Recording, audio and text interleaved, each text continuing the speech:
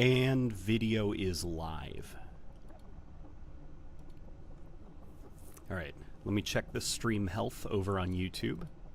Make sure everything is on the up and up. Things should be, theoretically, there should be no problems.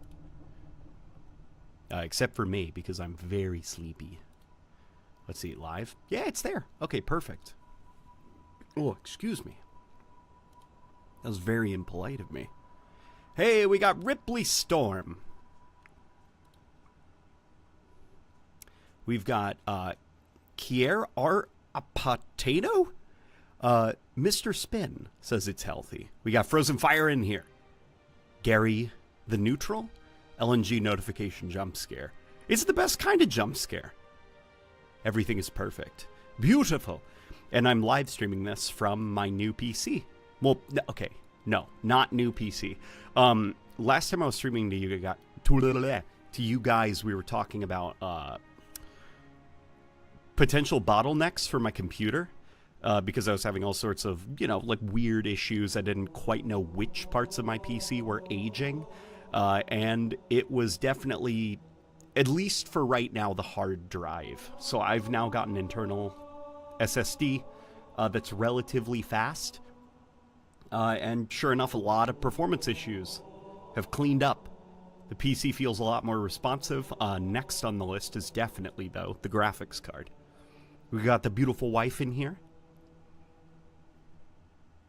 Haven't really been paying attention. Is this a mod or in the base MCC?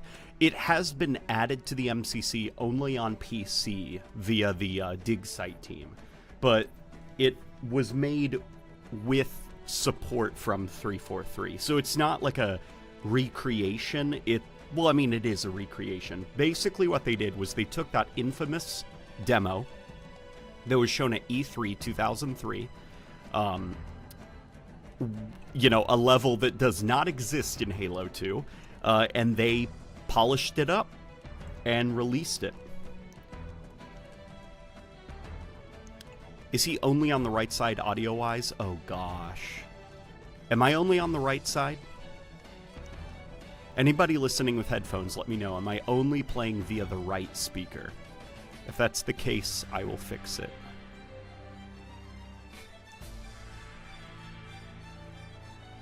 In fact, let me check the properties really quick, because that would be extremely embarrassing.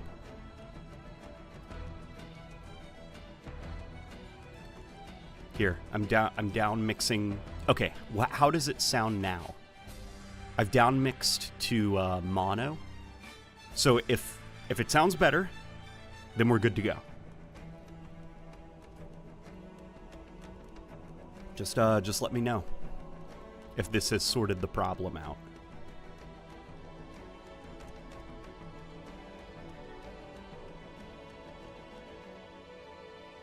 It's just Kiera. I expect people to be able to string area as Ara, so Kiara Potato.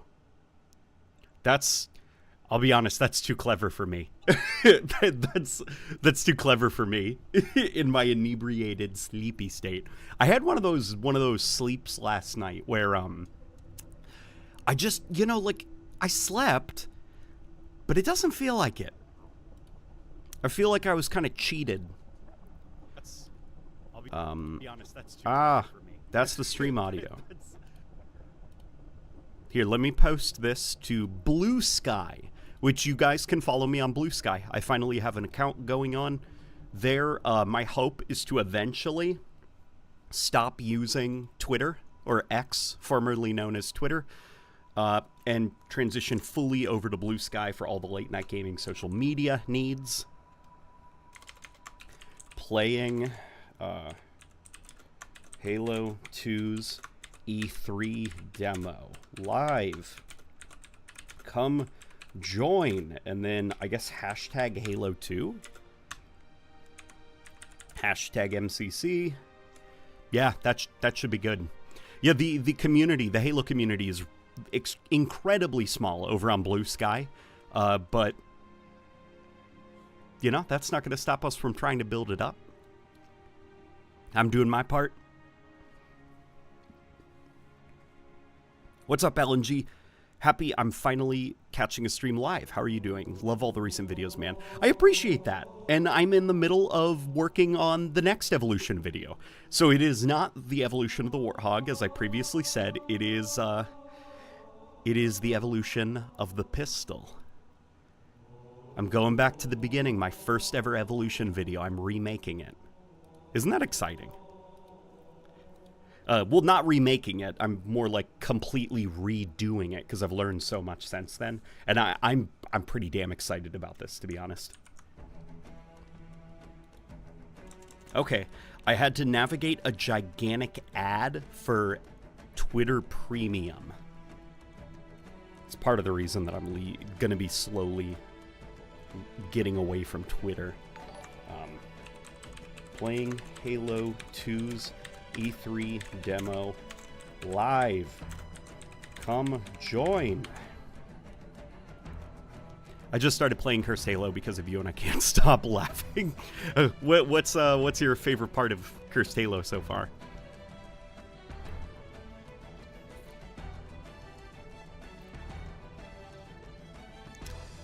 Why leave X? You tired of constantly having gore and corn in your feed constantly? Yeah, basically.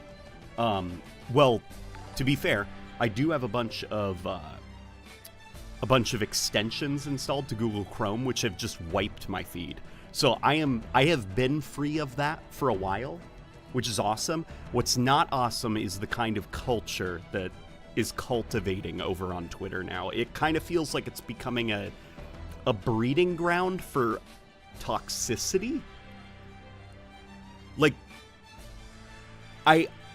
yeah, outside of, like, you know, the friend group, the people that I follow and stuff, people are just getting angrier and angrier on Twitter. And it's just, it doesn't feel like a social media platform anymore.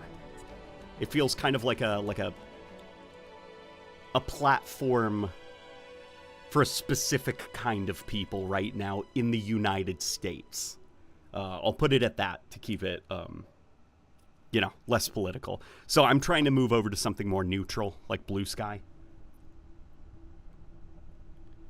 Definitely the D20 and the roundhouse kick.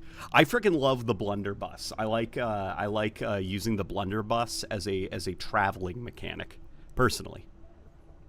Twitter has been toxic for years. Oh yeah, don't get me wrong. Twitter has never been ideal, but ever since Elon Musk bought the platform, all of its issues have gotten substantially worse, and the things that Twitter had gotten better about over the years were regressed and reversed, so that the anger and toxicity echo chamber would just get louder and louder.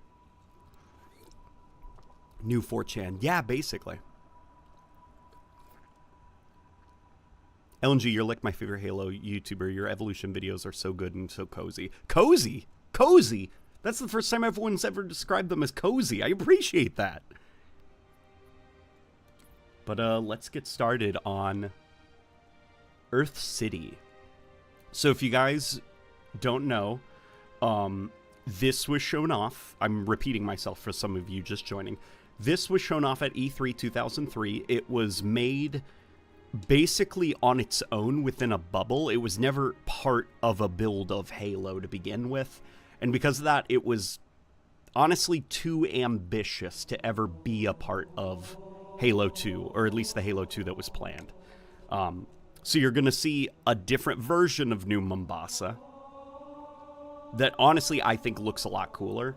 What they did in this early period was they envisioned the futuristic city of New Mombasa rather than like a generic city, you know, with like buildings and stuff. They thought about it being like, well, it's kind of in Africa, so why don't we make it look like a massive multi-level metropolis that from a distance kind of looks like one of those I can't remember the name of the type of tree it is, but they grow in Africa. It's very cool looking. New Mombasa looks really cool. Here we go. I just want to let everyone know that I finally beat Promised Consort Radahan all by myself. No summons or buffs. Oh my gosh. Yeah, here we go.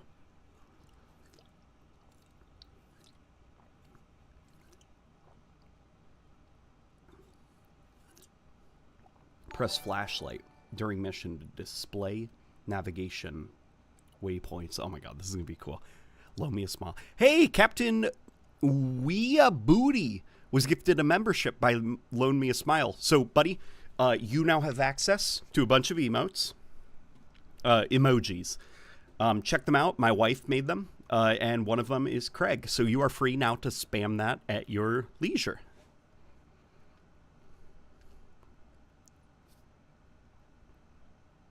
Yeah, it's no longer smoke and mirrors. Okay, I'm putting on my headphones. Putting on my headphones for this. Stow it, son. Oh, this is so cool. Wait in line to hear your lips flippity flap. Knuckle up and get ready to dance, you pasty bastard. They showed this at E3, by the way. Is an operation in progress. It was so cool seeing the videos of it. No smoke and mirrors, pre-recorded bullshit. Elements of the Covenant fleet have made landfall and occupied one of our cities. We will link up with our forces in theater, engage the enemy, and boot their sorry behinds back into the stratosphere. Yo, demo biatch. Got anything? Didn't think so. Kill the lights. Yeah. That was so cool. So basically at E3, what they do is they'd shuffle people into a dark room where there was no filming allowed or anything. And so that would play before they'd start doing this. And there's the old design for New Mombasa. Who was first contact? 405th out of Diego Garcia. But don't expect a big welcome. Covenant wiped most of them out before they hit the ground.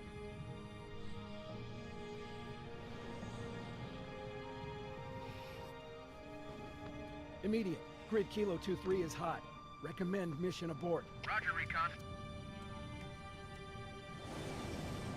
It's your call, Sarge. It's your call, Sarge. We're going in.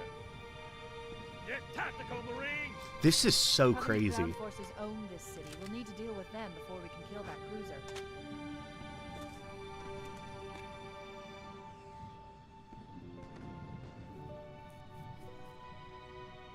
It's like an alternate reality.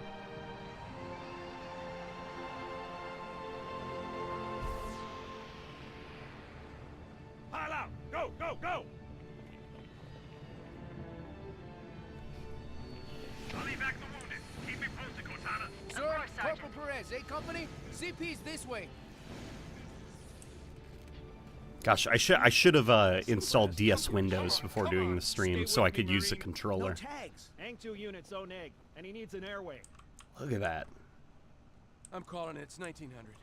The lieutenant got hit as soon as we dropped in. Who's in charge now? Look, and you can see Sergeant this Banks, isn't. ma'am. He's pinned down up front. Come on, I'll show you. To be clear, this is not the old lighting engine. This is a kind of modded together version of the old lighting. It's using dynamic lighting to kind of approximate what the old lighting engine would have looked like. But this is kind of the aesthetic that the game was originally going to go for. Throw grenade, middle mouse button, action E, change weapon, scroll up, scroll down, change grenades, toggle flashlight. Let's set that to Q, dual wield to C. Good, good, good. And now finally, crouch is shift. Okay, and we should be good to go. Okay, let's go follow the guy.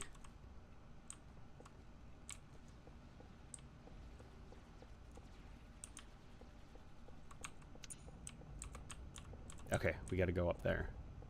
This is just so, like... It does really a lot look like Doom 3. Yeah.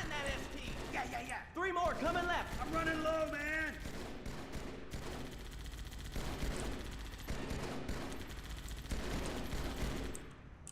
Oye, Parsons! Yeah? Is it clear?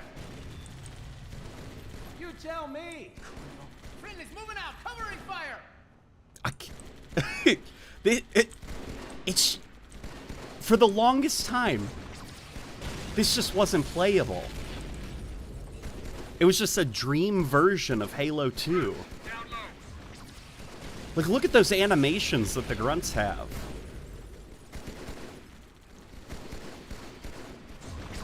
I want to get a good look at the Jackals. I heard that the Jackal model looked different in the original, in the E3 demo for Halo 2.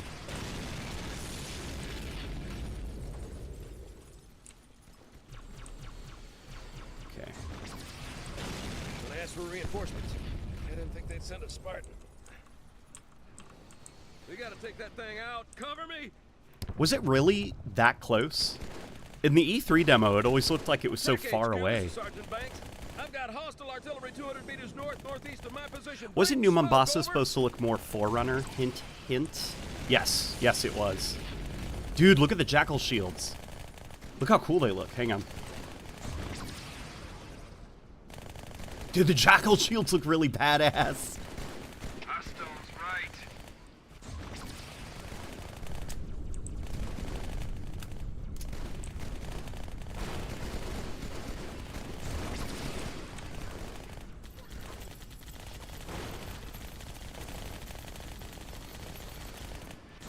What's also crazy about this is how much more militaristic it is. Damn it, HQ! Is anybody on this freak? Sergeant, this is Major Easley. Like, this is the most military feeling I think Halo has ever been. Until Halo Reach, that is. Verify delivery of ordnance on target. Dead on, Major. Target neutralized. Take my weapon. You'll need it. Not gonna lie, shift to crouch makes me cringe. Oh, it doesn't make me cringe. I think it's a lot better than doing like control or something like that, because shift is right next to your movement keys. In fact, actually, I typically have sprint set to C. Okay, how does one lean? Because you could lean in the demo.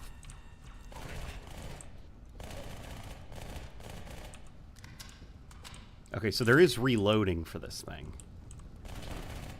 Only thing that's wrong about this, that is not accurate to the E3 demo, is these things should not have animations. In the E3 demo, when I think it was Joe Staten who recorded it, when he was firing these things, there was just like no animation. So it was just muzzle flashes.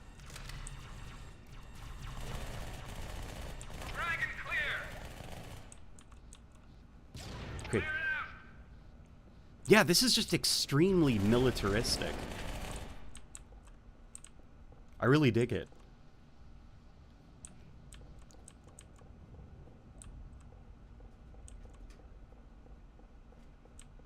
I gotta get this working on a CRT TV. Uh-oh.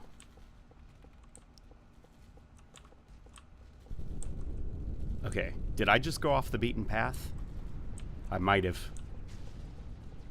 I think I've gone the wrong way. Okay, yeah, we're probably supposed to go down here. What is your favorite Halo?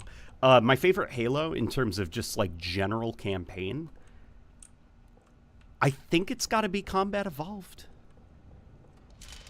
Maybe? That being said, Halo 3, I think, is the most rounded, well-rounded of the campaigns.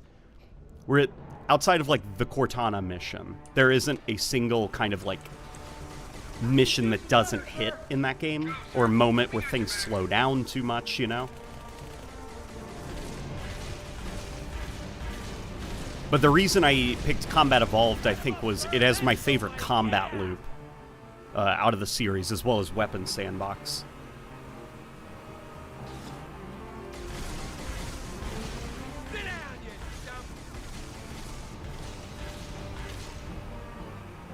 Gosh, the music is so good.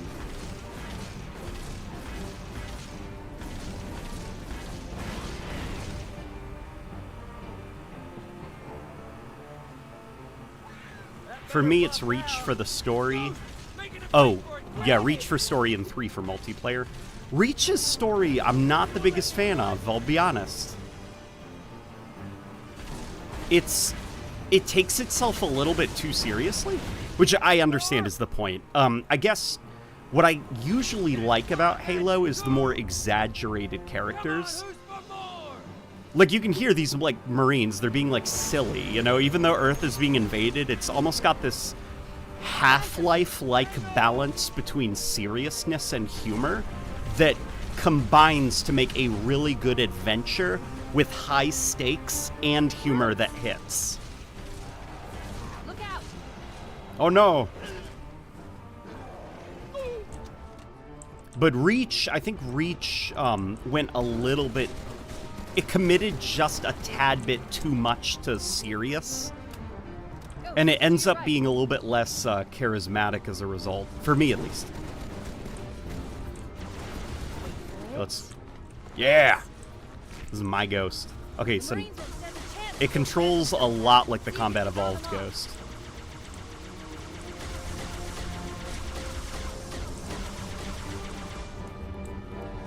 Whoa. The ghost overheats. The cannon's on it. You can see it's even got like those, the Combat Evolved-esque lens flares on the side of it. Okay.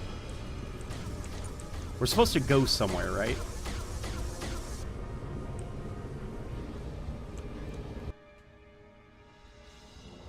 There we go. That's the direction we're heading in. Okay. I think that was it.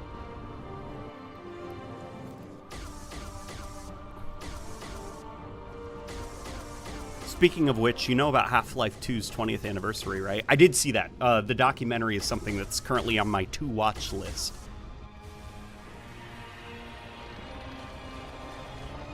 Do the BR triple melee. Oh, damn it. I forgot to do that. Don't worry. We'll do a replay.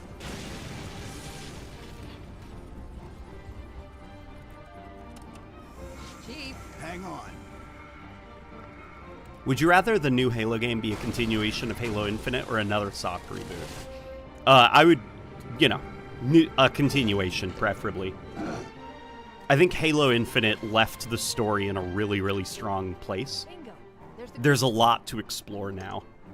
Now, all we need to do is... Because you've got a whole bunch of different factors right now that are on the table. What's Earth like? What's the UNSC like? What's the status of, like, the UNSC's forces? What's the status of the Banished? What's going on with the Endless?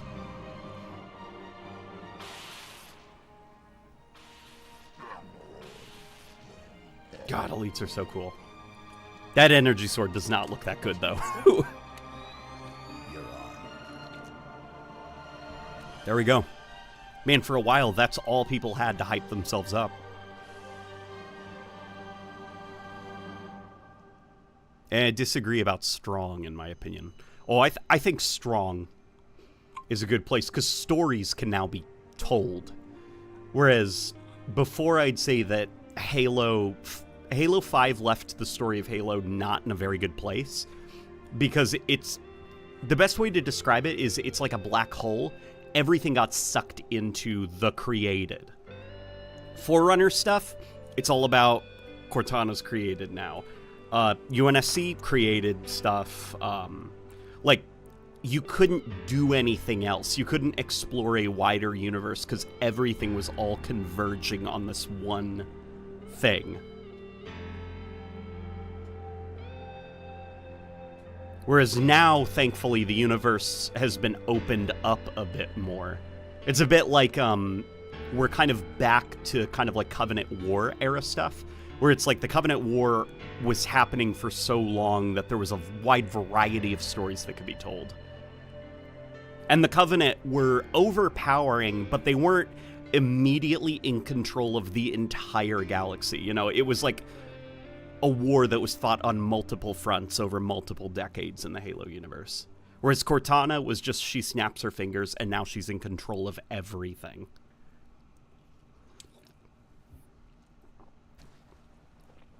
Okay.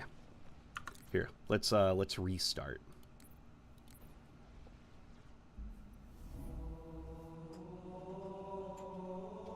Wait, this isn't Black Ops 3? Is it saying Black Ops 3?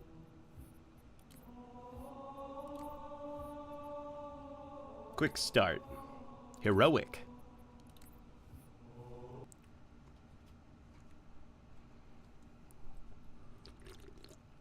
Even Halo Wars 2 had to end with the created.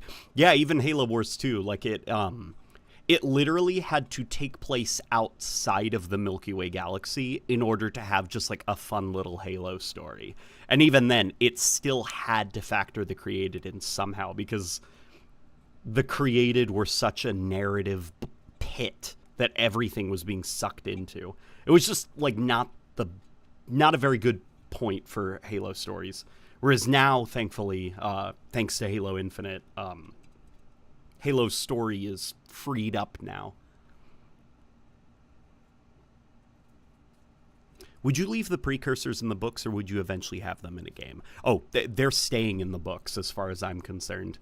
I think it would be a great disservice to the precursors as well as the Halo games if they ever showed up in a game. Because the whole thing about cosmic stuff, like cosmic horror, eldritch horror, like that kind of stuff, is it should be unknowable. It should be beyond your imagination as a three-dimensional being. So, like, factoring them into gameplay, I couldn't imagine would work very well. And they're a bit too weird and out there to be a focus of the narrative as far as the games are concerned. Like, Master Chief should not fight Cthulhu as the next big threat, you know? That's just a little bit too out there. Like, that is material that was designed for the written format, not really the visual format, if that makes sense. It took 2 in the nose, then dropped. And that's not to say, like, Lovecraft stuff can't be done in a game. But what I am saying is that I don't think Halo has the same nuance and subtlety as a game like Bloodborne. The Flood are that Cthulhu, though. They are according to the lore, but in-game, they're just a bunch of little squinkies that turn you into zombies, you know? They're just zombies. We're going in. Get tactical, Marines! Covenant ground forces own this city. We'll need to deal with them before we can kill that cruiser. Personally, I never really saw a Halo story past the Covenant being defeated. Sure, there's the Banished, but I never really saw any urgency to that threat, like the Human Covenant War. Yeah, I feel the same way, and I think, honestly, a big reason for that is that the Human Covenant War, by the time the first Halo game happened, it had been going on for, like, what, 3 decades? So, the galaxy was more or less shaped around the conflict. Whereas the Banished, the problem with them, this shit is, like, less than a year? So, it's there's, like, this point where, in the Halo Infinite campaign at the beginning, it's a line that, I get it, you know, the line is good and everything, but it never really sat well with me, where Master Chief is, like, he's going up the elevator, and you see rows and rows and rows of, like, the Banished war machine, like, just so many of those, like, building prefabs that they drop onto worlds during invasions, and the pilot is like, you know, they've got an army, how will we ever stop them? And Master Chief's like, as long as we're here, there's still hope. And it's like, that feels more like a Covenant War-esque quote, you know? I feel like Master Chief at this point should be saying, it's the start of a new war, you know? Like, the conflict is still young, it's still fresh. You shouldn't be treating it like it's the end of days, you know? And that's the problem with the Banished conflict, is it's just not enough time has passed for it to have shaped the Milky Way galaxy in any meaningful way.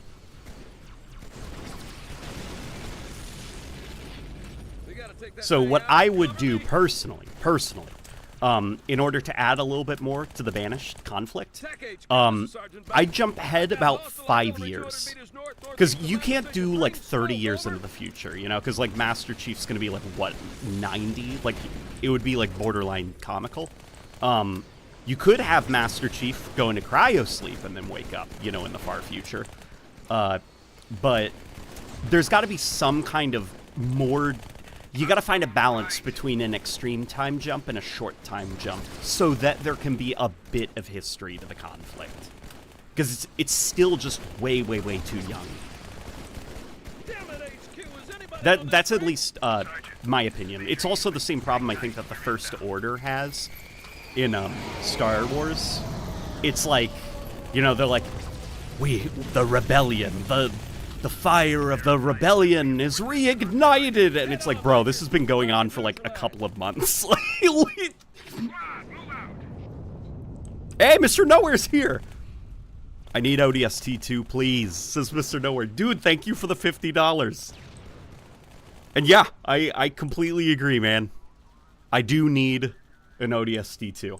An ODST 2 that I have pitched was something like, imagine, set during the events of Halo 4, you're in the forest, you know, where the Infinity crash lands, and it's humanity's first sightings of Prometheans. I thought something like that would be pretty cool, but here's a cool scripted moment.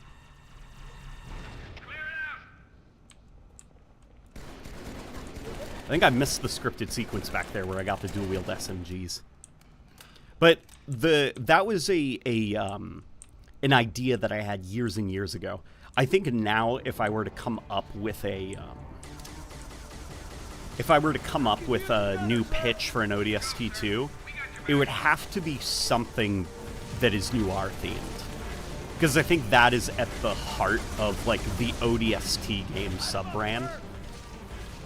So it would have to be rainy, maybe not set in a city, but definitely a town of some kind. I think that style, like, it can't be a game about ODSTs, you know, that isn't what ODST is. It's gotta be a game where ODSTs are in a noir setting. That better buff out. Ghost, making a break for it, quick! I see him. You wanna let me drive?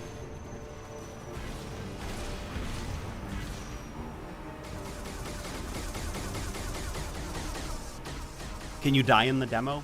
To be honest, I'm not sure. I'd imagine not. Hey LNG, what would you change in the future with Commander Palmer to make her more likable or badass? To be honest, I just wouldn't bother with Palmer. I think that, so Halo 5 is nearly 10 years old, which is crazy to say. It's been almost 10 years since Palmer has had any role in a Halo story. I don't necessarily think she needs to come back. Like, if Halo has been fine without her for 10 years, it can do another 10. Ghost, to your right. But something I would definitely do if I were to bring back a character that is a little bit more abrasive, I think what's very important actually is the casting choice. I don't think Jennifer Hale, I think it was Jennifer Hale, I don't think it was a great casting choice. Like, not that Jennifer Hale isn't, like, a talented voice actress, just, she just did, like, her Jennifer Hale. Like, it was very phoned in, I guess is the best way to describe it. Same with, like, all the members of Blue Team in Halo 5, where they are all talented voice actors, and Halo 5 was not any of their strongest performances. You've gotta get somebody that's a little bit more charismatic, because if you're gonna have like an abrasive sergeant type military leader character, it's extremely important that that character does not come across as like obnoxious or exhausting to listen to because of how abrasive and condescending they can be. And that's kind of where the brilliance of, like, you know, the casting for Johnson, David Scully, was. Where that voice actor is so charismatic and so fun to listen to that his yelling and cussing and shit-talking never gets old. Where with Jennifer Hale, it's like, that's not her strong suit. At least to me.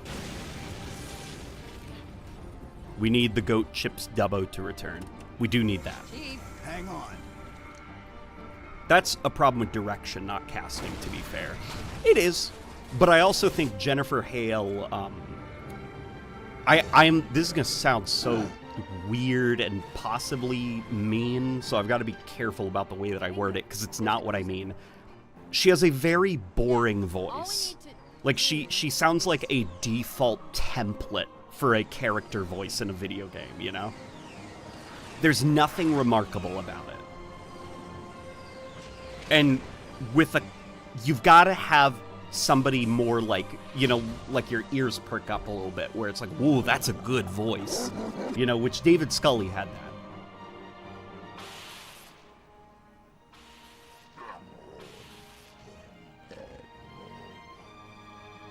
There are, for every 100 humans born, there's one human that is born with a unique voice that you have never heard before and gets stuck in your brain. And I think that Halo has been, the last couple of years, focusing way too hard on just, like, casting the most dramatic people or the most well-known voice actors, and not necessarily people with unique voices. Fernando Esparza, that was a great casting choice, because his voice was unique. I've never heard something like that in a Halo game before. Good voice, good character design. I'm going to remember him going forward, you know? Sarah Palmer?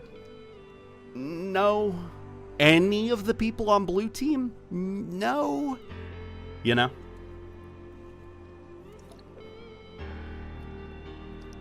Oh boy, I can't wait to play this on my Xbox. After all, it's Halo's home. Surely 343 wouldn't make this PC exclusive, says Pigpen. Pigpen, it's not 343. It's Xbox's choice. Because in order to patch something on the console, you got to send it through certification, and you got to do playtesting, you know, internally, to make sure that it passes the certification process. So it's a very long, very expensive procedure. It's basically why Counter-Strike 2 can have like 1 billion updates on PC within a week, where console games take so long to update. You know, in the case of, like, you know, Halo Studios, sometimes it can take months in between updates. But also some of that is just, like, you know, the way that the Halo engine is designed, unfortunately.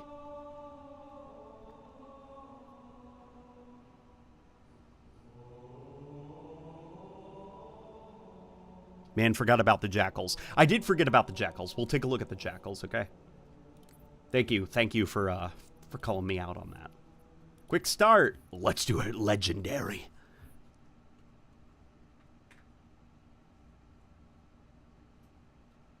I only remember Blue Team from the books in Halo Legends because Halo 5 did not do them justice. No, Halo 5 did not do Blue Team justice.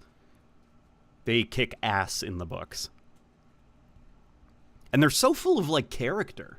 And that's what's kind of, like, surprising about, like, Travis Willingham. Like, that's a guy with a unique voice, Travis Willingham. But, like, everybody in Blue Team and Halo 5, it's very weird that they, like, tuned down, I guess, their characterization. If you turn on the Acrophobia skull, you can drive the Covenant artillery gun. Interesting. You still playing Black Ops 6? I just finished gold for the SMGs and the assault rifles, and I'm honestly feeling tapped out. Just, I don't know. Like, that's crazy to say, because it's like, oh, I just got gold on, like, 12 guns or whatever. Like, this game's so boring. Like, obviously it entertained me for a couple of weeks, but it's... I feel like I played it for the grind of getting those gold camos, not because I was actually enjoying myself. Like, it was something to do, not something that I was, like, hooked on, you know, and really, really into.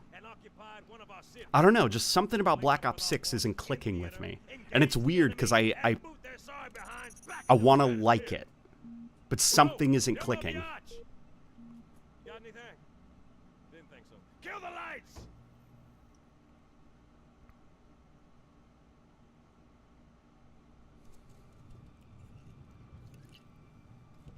I remember playing Halo 5 and Fred just decided to jump off a moving platform. Bro wanted out of the game. It took 2 in the nose. Yeah, to the atmosphere. Who was first? The AI teammates, they had some problems at the launch of the game. But don't expect a big welcome. The Covenant wiped most of them out before they hit the ground.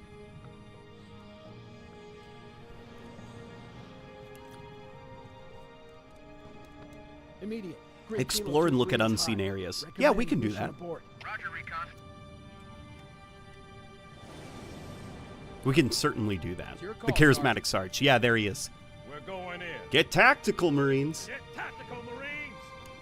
Covenant ground See, forces own just this city. good We need to deal voice. with them before we can kill Like in that my cruiser. head, if I were to think of like a shit talking drill sergeant, like that's the voice, you know? It wouldn't be like boring sounding like the enemy core is vulnerable. Go, go, go! I'll evac the wounded. Keep me posted, Cortana. Sir, Corporal Perez, A Company? CP's this way. Let's go. Seeing things. Guess the brass do give a I know Come what's on, not stay clicking. with The me, Omni Marine. movement is not like Max Payne 3. It's the perfect template for shoot dodge. I'm calling it. Oh, it's not even about the Lieutenant got here Omni as soon as we movement. Like dropped the in. Omni movement, I think is like It's whatever. Sergeant Banks, ma'am. He's pinned down up front. Come on, I'll show you. It's just I don't know. No, behind that SD. Yeah. Maybe it's just that I'm getting older and like my tastes are changing and stuff. But as I get older and older, I've grown to realize that I prefer the way that Infinity Ward usually develops their Call of Duty games, which I know is unpopular. Most people like Treyarch Call of Duty games, and Treyarch Call of Duty games are really fun. They're really well balanced, very tightly designed, but the reason I guess that I like the Infinity Ward games is they're usually a lot more ambitious, and they're a lot sloppier and larger and messier. But because it's so kind of inconsistently designed, there's more room for unexpected things to happen, like unexpected gadgets, unexpected perks, and even the map design, you know, is usually a little bit more interesting and experimental, whereas Treyarch's almost feel like algorithmically generated because of how strict they are with their 3-lane design. Just like all of the Treyarch maps are blending together. I don't think they've made a unique feeling map in over a decade. It's just, you know, it's the 3-lane template. This one's big, this one's small. Sometimes there's a building with 2 stories, but that's about it. And I guess that's what I'm feeling with Black Ops 6. I just kind of, I get this feeling of been here, done that with the game. Or even Modern Warfare 2, the new Modern Warfare 2. It was not very good as a sequel to the 2019 Modern Warfare game. But I still remember more about it. Like, I have unique memories, and I've had unique combat experiences. Okay, let's get a look at the Jackals.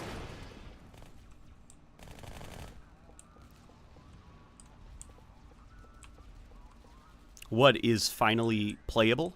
What is finally playable? The Halo 2 E3 demo. Okay, let's take a look at the Jackals. Yeah, they do look different. Look at their eyes. Their eyes are almost like the Combat Evolved eyes.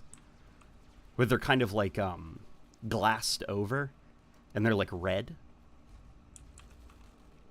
And the back of their heads look kind of like elongated. A little bit. Okay, they still got kind of like the weird hoof thing going on. I don't think... we can't melee with that. Okay, they're stuck to the ground, so they're not ragdolls. So I can't get it to flip over. Maybe I'll keep like a jackal alive so I can get really close to it.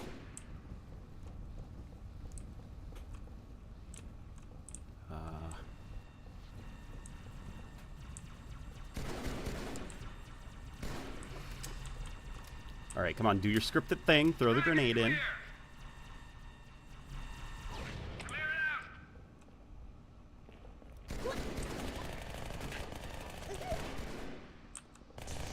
Yeah, look at their shields. Look how cool that looks.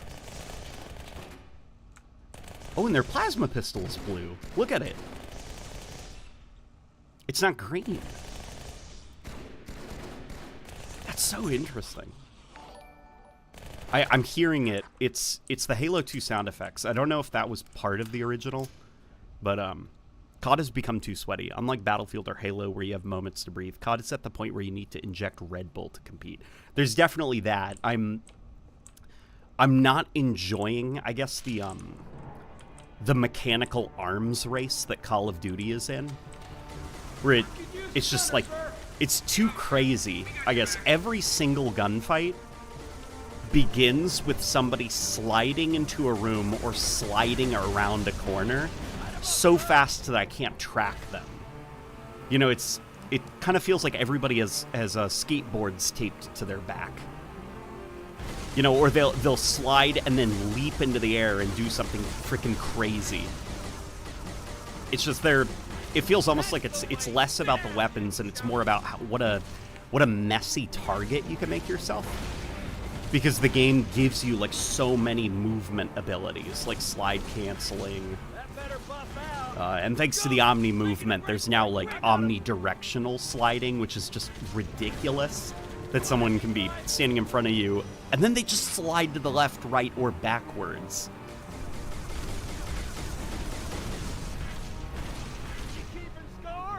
I do prefer, like, Call of Duty being a little bit slower. Come on, who's for more?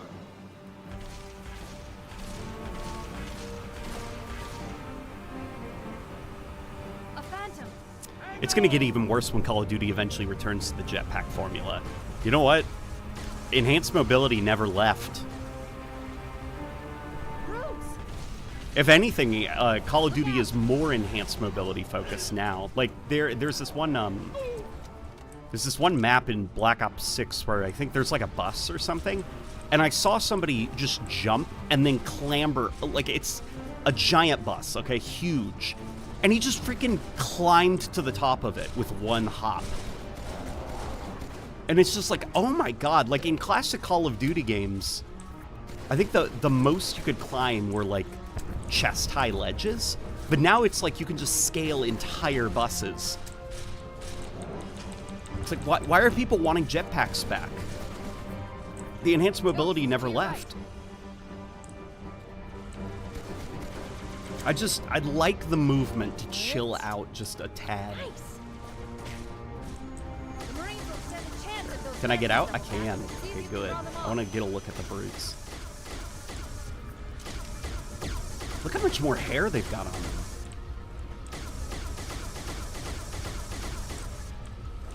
I mean, it's definitely a little bit spotty. That's something that Sheik talked about being really difficult for them to do, was they wanted these very woolly, furry characters, but then the problem was rendering them on an original Xbox hardware. And so they had to kind of like fudge the details a little bit. And so what you ended up with are these weird like textures, which just kind of look like beef jerky. Where that's supposed to obviously be hair, but it doesn't quite look that convincing. And then they've got these weird cuffs where it's a little bit more furry. Like they have to tactically apply fur where they can. And it just kind of like, it was a character design that was a little bit too ambitious for the hardware they were building them for. And that's why by the time of Halo 3, they focused more on like the brutes being mostly shaved, but they have like stylized facial hair, mohawks, goatees, and stuff like that. And then with Halo Reach, because of the fidelity of the models and stuff, they had to just make them hairless because they had no budget left to have anything more complex. Okay, we're going that way again. Don't worry, we're not going to keep replaying this over and over again, because what we are going to do, there's a cool mod that I downloaded where it reanimates Halo Combat Evolved Sandbox.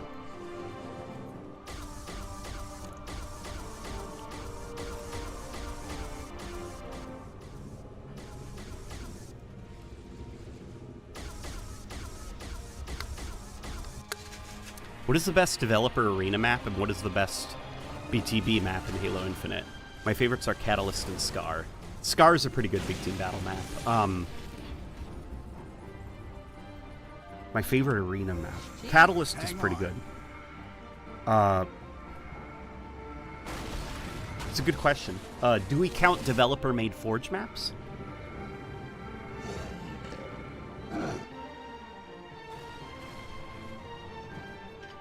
Halo 2 Anniversary brutes are much more hairy. They are much more hairy. Now, all we need to... But honestly, I think they look pretty... This is going to sound controversial. I think they look kind of dumb in Halo 2 Anniversary. They just look like Chewbacca. Like, I think Halo 3 and ODST had the right idea with the brutes. A little bit less Chewbacca. A little bit more, like, gigantic, toothy rage monster with a goatee and lots of leather, straps, metal plates, spikes, crazy head dresses.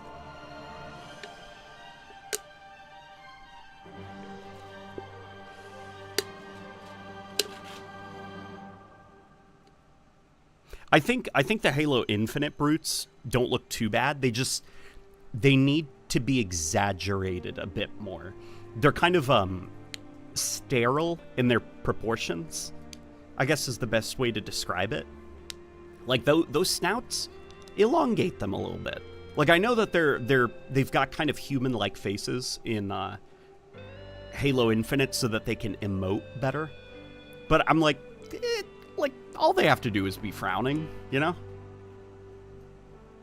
Like I get it if it's a character in a cutscene like Escharum, where that can have a little bit more of a human face to it, but for the gameplay brutes, come on.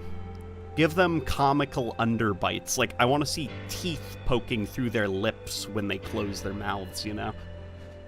I think a brute that has its mouth completely closed and there's just nothing. You can't see any teeth sticking out. Like, that looks goofy.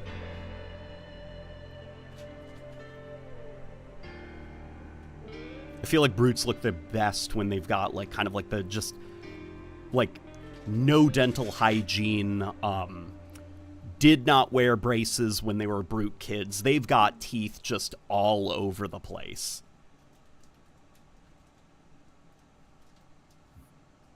Alrighty, let's check out the Halo Combat Evolved Reanimated. And then I will also rename the stream. Brute Kids. Yeah, Brute Kids. Playing Halo mods.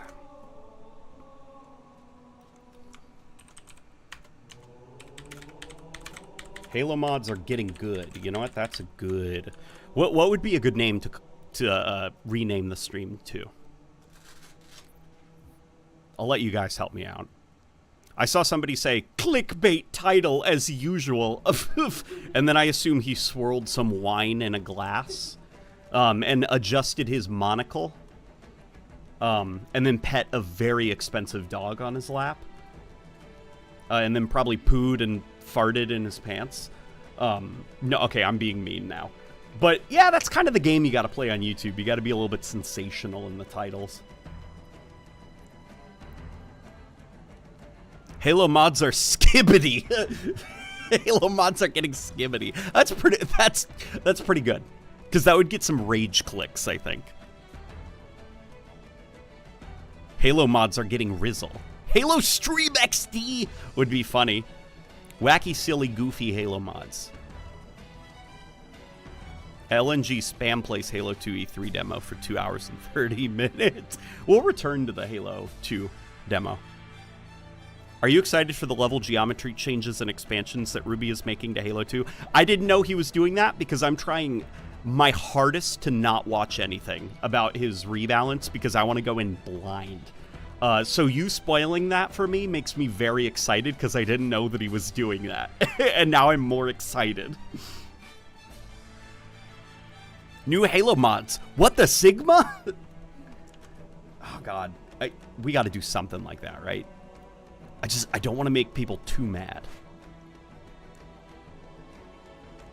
Halo mods made me poo and pee Please laugh at funny would be the best title. LNG LNG stoops to rage clickbaiting to fund his brute jerky addiction. I can't stop eating brute jerky.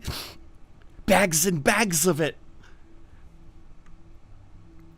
I'd love to join, but I'm currently at work. Hope you guys have fun. Also, have you checked out all the Halo 2 20th anniversary stuff? It's nuts. I have not. I saw that Valve uploaded a 20th anniversary documentary, and then I saw that there, on the Gaming League subreddit, that a ton of stuff was added to Half-Life 2.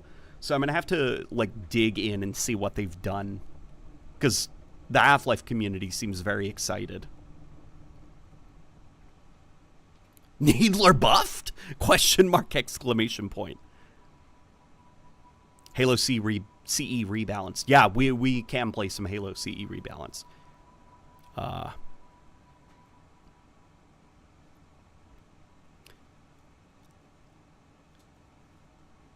Yeah, I guess we can. We'll put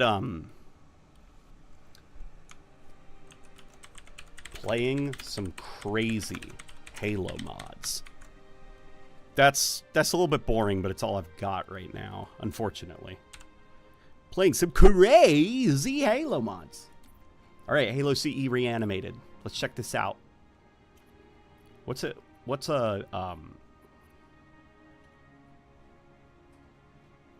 two betrayals, keys. Trying to think of a, you know what? We'll do the old boring, old reliable assault on the control room. All right. Click on this Halo CE mod live stream. Hashtag restore the Snyderverse. yeah, doing some Snyder clickbaiting. Oh, let me set it to 60 FPS.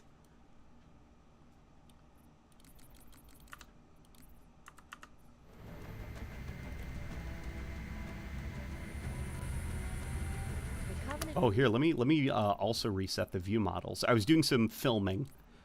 For the, I don't know why I said it like that. I'm sorry. For the evolution of Halo's pistol. Re-evolution, you could say. They can't make the animations any better. They're already the best. I agree. Oh, that's fun. Look at that. Did you see Master Chief hopped the gun a little bit in his hand? I liked that. That's good. I do like that little weapon hop. Zoomer slang is cringe. So you say that, but then by saying that, you make yourself old.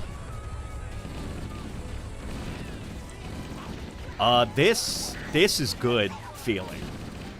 I don't know if you guys can see this. Wow. Wow, that was good. Hang on.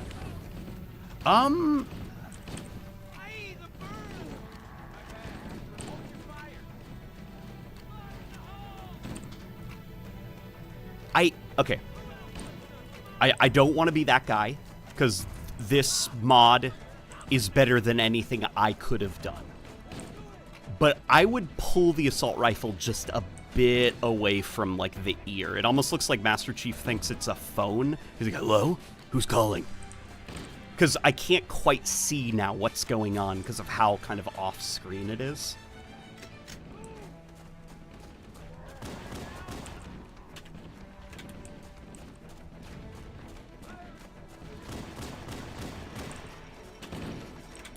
And then I think this kind of betrays how... Oh. Okay, that flip's a little bit rough as well. But I hope you guys can see the gist of it. Good stuff. Really good stuff. You know, and those are, like, basically just nitpicks I can give. Because, like, this feels so polished as a set of animations for the assault rifle. Like, insanely polished.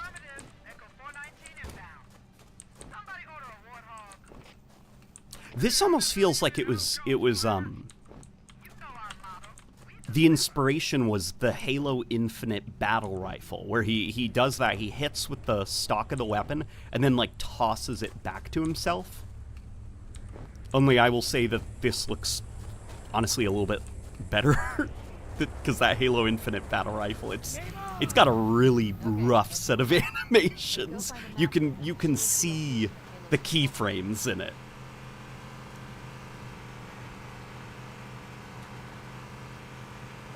In short, Half-Life 2's episodes have been concentrated into base game Half-Life 2. There's also a bunch of fixes, graphics updates, etc. Also workshop support. Holy crap. That's really big, actually, for Half-Life 2. And that's also cool that they've just thrown all the episodes into the same game. So you don't have to boot up different Half-Life games to play the different episodes.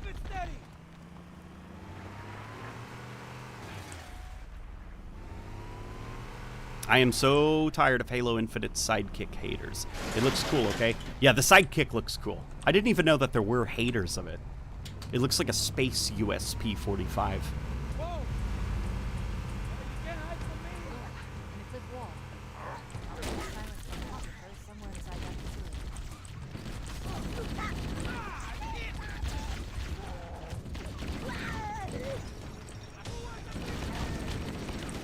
I don't know if it's a limitation of the Combat Evolved engine, or if it's maybe just like a, you know, an animation stylization choice, but I feel like some of the animations feel like they're a little bit too slow. Like there, the melee right there. I'd cut a few frames out of it, so it's like thwack, like immediately, and then a bulk of the animation is tossing it back to himself.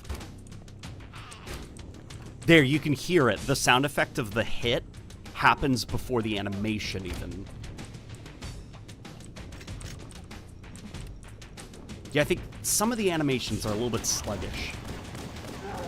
And they almost lag behind the action.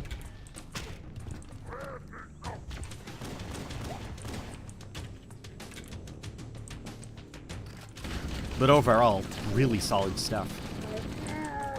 And this is something I'd love to see more of, to be honest. For all the, like, you know, Halo Combat Evolved rebalanced, like the 400th Halo rebalancing mod.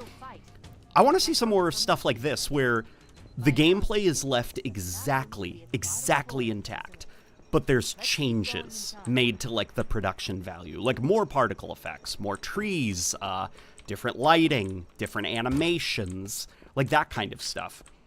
It's almost kind of like Left 4 Dead, you know, when you go into the workshop and you, like, download new models for weapons and stuff like that. And they're just aesthetic changes. They don't actually tweak the gameplay, because the gameplay is solid enough. I'd love to see more mods like this in Halo, because I you know, I won't lie, I'd probably play through Halo Combat Evolved again with these animations. I like the way Combat Evolved plays, but these animations make it feel like a different experience. Okay, let's... Ooh. I underestimated the Covenant's understanding of Halo's subsystem. New animations for this thing, too. And we don't have enough firepower to get through them. That's pretty good. This is pretty good. Feels really consistent. Very, I guess natural for the Combat Evolved engine. These are also really good looking. That's a good animation. Look at that. Good. Good stuff.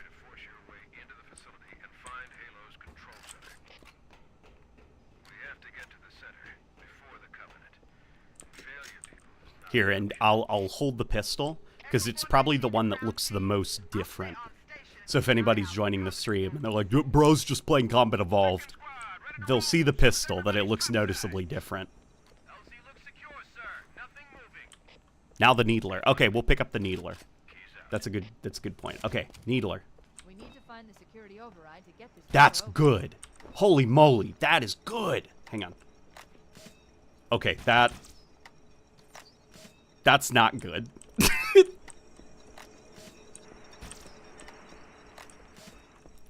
But that, look at that. That feels so damn good. Holy crap.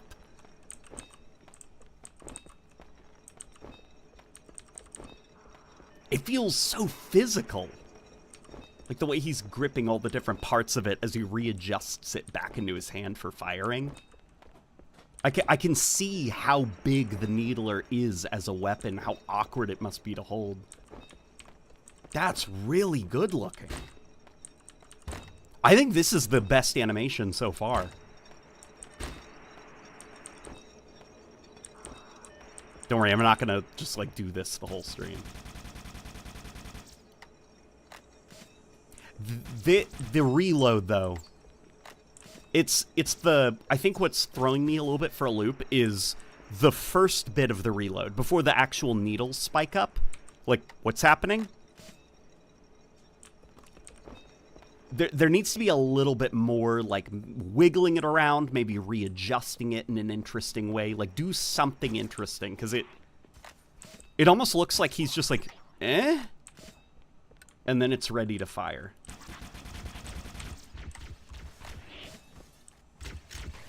Keep it up!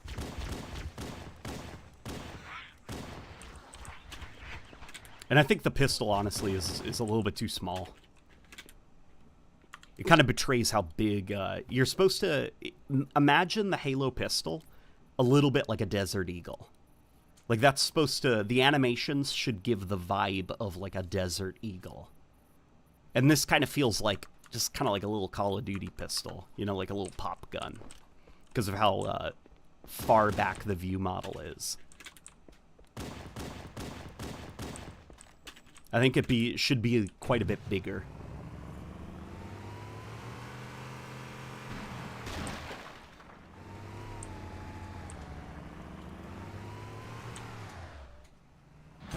Could you imagine if Covenant vehicles had a chance to blow up?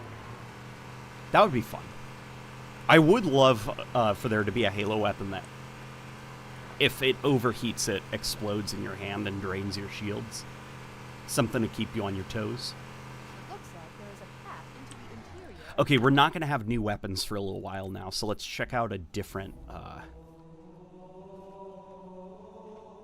Here, you know what? We can do the library, because we'll have the shotgun.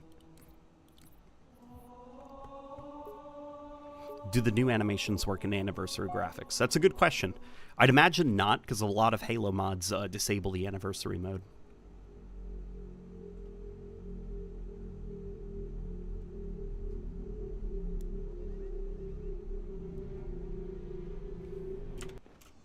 Okay. Yeah, there's no anniversary mode, which is okay. Ooh, I was here just a little bit ago.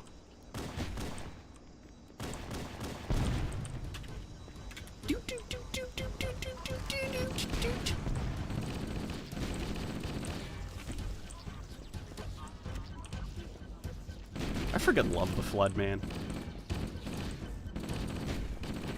I also like the Floodlings. The Flood men and the Floodlings are very cute.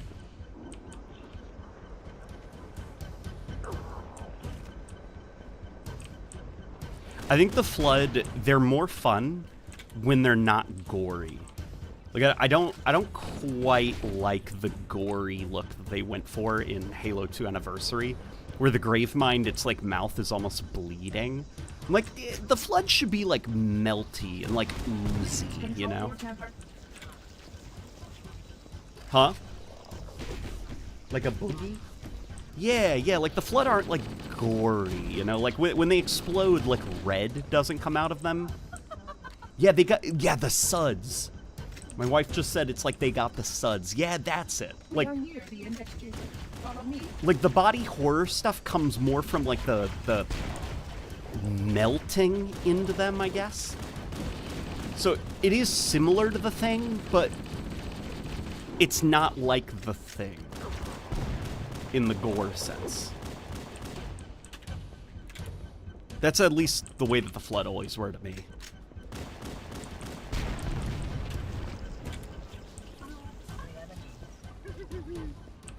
Oh man, I can hear Guilty Spark, like, babbling to himself overhead.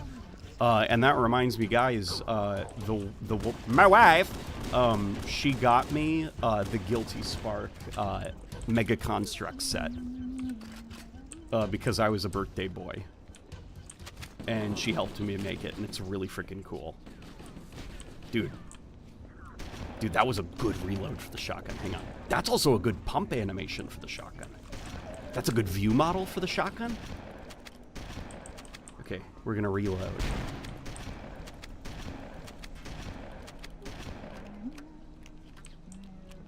That's cool. That's good. That's good stuff. That's really good stuff. Yeah, that's a really good thing. Good animations. I always felt like oh man, look at that melee. Look, and you can see his hand like go in to grip it again after it's done. The energy field above us contains the index. We must get up. That's good. I quite like this, the shotgun's animations. I felt that the reload for the shotgun was one of the weaker animations in Halo 1. Though the sniper rifle reload, I think, takes the cake as the weakest animation in Halo 1. Thankfully, that's something that they rectified with Halo 2, because that sniper reload is like chef's kiss. Like, there's a reason that after Halo 2 came out, they kept the reload exactly the same all the way up to Halo 5.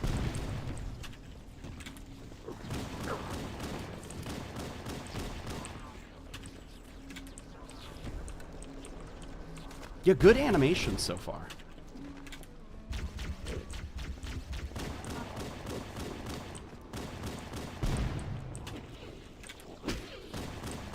I don't know, what do you guys think?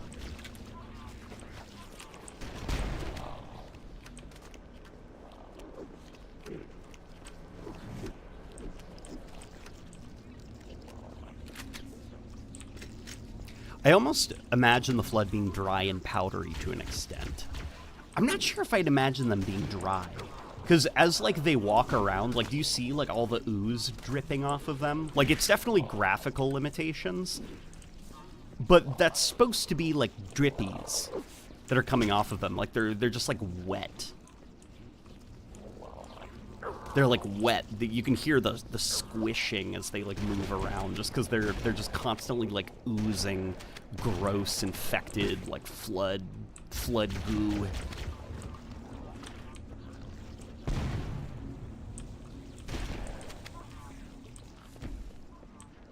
Like, I feel like if you were to kill a flood, it would end in a splat, you know? Like, have you ever had to, like, have you guys ever had to throw, have you guys, let me try that again. I'm having, like, a freaking moment. Have you guys ever opened the fridge and found a watermelon that is far past its expiration date? I have, and let me tell you, that thing is really hard to throw out because it's at the point where it's so expired that it's falling apart. And that's kind of the vibe that the Flood give me, where it's, when you blow them up, the whole thing just collapses, and it's like splat, splat, as all the body parts land and kind of liquefy, and just lots of ooze, lots of goo, lots of nasty, nasty fungus stuff. Actually, can you eat Flood? Probably not. Like, I don't even think if you cooked the Flood, it would be, you know, safe. Here, let's now try out a different mod. I suppose it comes from the idea of the spores being dry, like the little things in the air. Well, I'd imagine that the Flood spores that make up, like, the kind of fog that you see in Flood nests, they're probably quite, like, the atmosphere is probably quite humid, because that would probably cultivate lots of bacteria, lots of biomass for the Flood to use. Because I'd imagine the Flood are even probably operating at a microscopic level. You know, they're probably using, like, bacteria as well as gigantic bodies. So this is something that's interesting. This is somebody that backported Halo Anniversary assets into Combat Evolved, like the original game, just to see what they look like.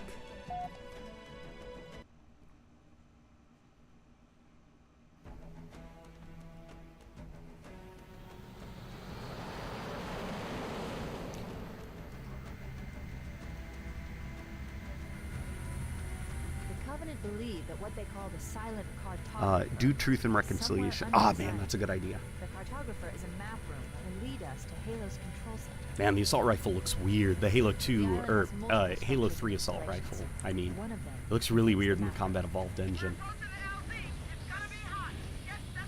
Because that's the model that was used in Halo Combat Evolved Anniversary. They were just like, close enough. Oh, it's using anniversary sound effects. Whoa, look at the grunts. Whoa, that looks cool. Look at this. He like kit bashed a classic, like the snail, like oof, oof, oof, oof, oof, oof. Magnum doesn't look quite right. Here, let me reset the.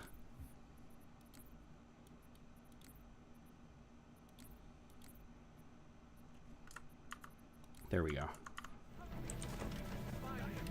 What's wrong with the Magnum? Something's off. This isn't what it looked like, is it?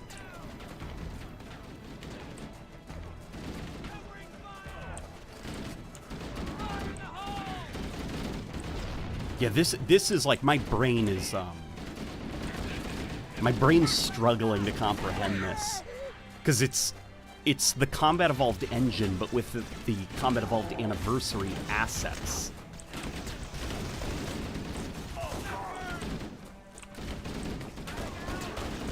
This is cool, though.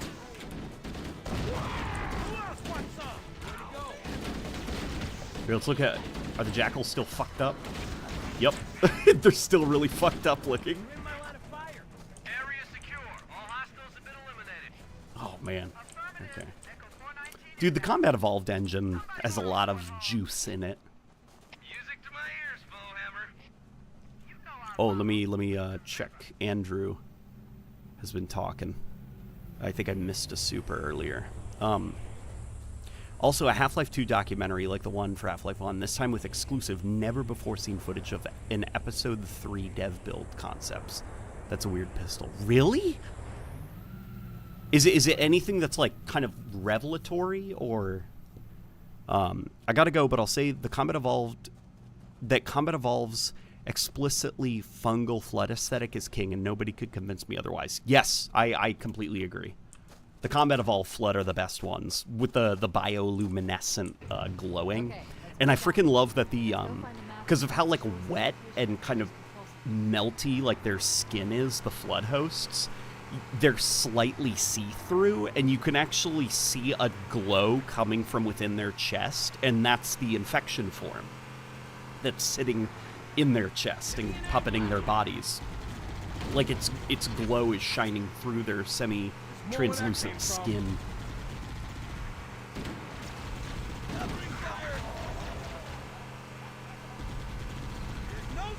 LNG, how is Rebecca? Asks Connor. How you doing, babe? How you doing? Connor is asking how you doing.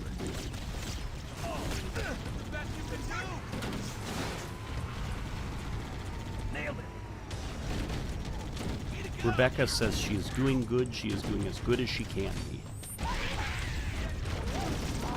And then she says, thank you for asking. That was very sweet.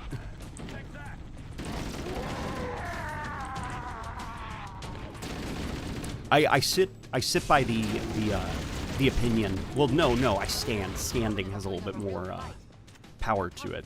I stand by the opinion that the Combat Evolved Anniversary Assault Rifle might be the best sound for the assault rifle in the series. Let's keep going inside.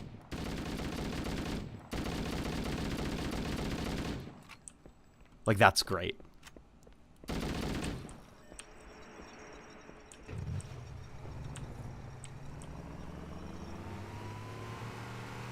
I don't know why, but this remaster looks wrong to me.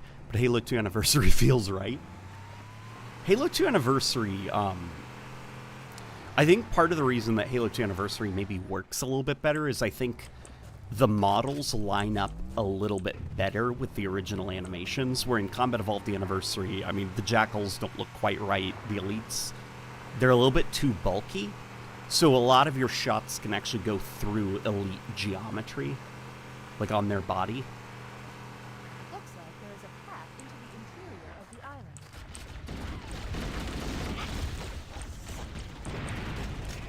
Like, I really think if they wanted to do Halo Combat Evolved justice in the anniversary treatment sense, they should have done more original models. Just because the original Halo had so many unique designs for its characters that never returned that you can't just stick later designs in there. Like, the proportions are all different, you know?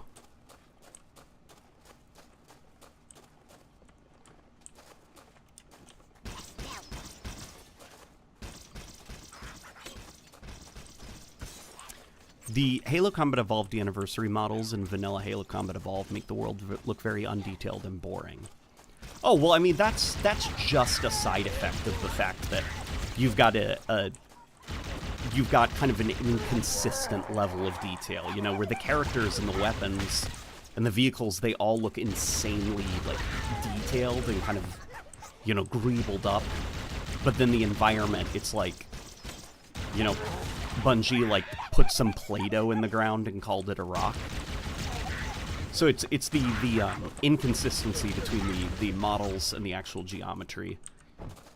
But what I'm impressed by with this, the reason that I'm like, this is kind of really cool, is that I'm seeing these models in a different lighting setup. You know? Like, I'm so used to the material work for the Halo Combat Evolved Anniversary pistol looking a specific way, so seeing it look like this is really, really trippy.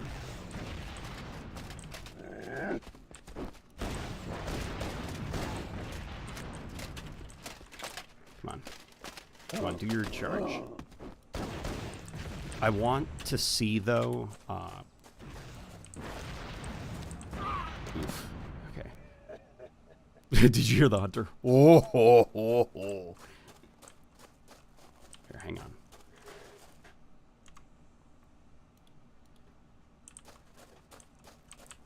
Oof. Okay, hang on.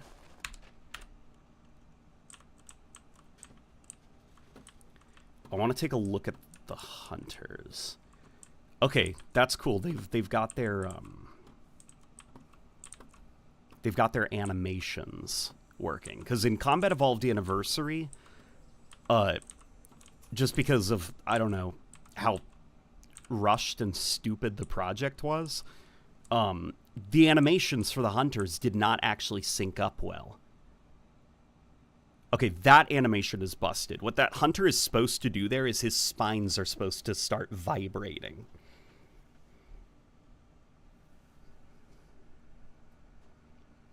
Okay, but for the most part, this actually looks better than Combat Evolved Anniversary because the hunter's neck is animated, whereas in Combat Evolved Anniversary, it's not.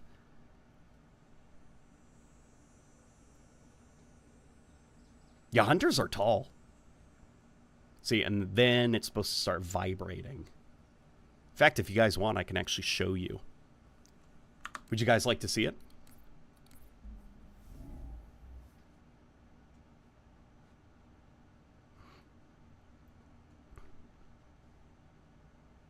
Uh-oh. Uh-oh. MCC crashed. Okay. Give me a second, guys. End task. Play.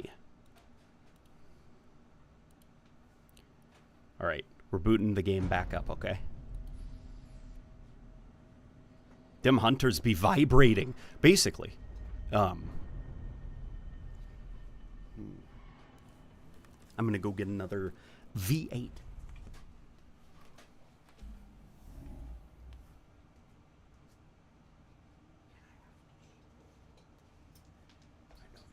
I love you. I love you. I was telling my wife I love her, but I love you guys too. Just not as much as my wife. My wife! Okay. Okay, let's go to Halo CE Anniversary. Built in this time.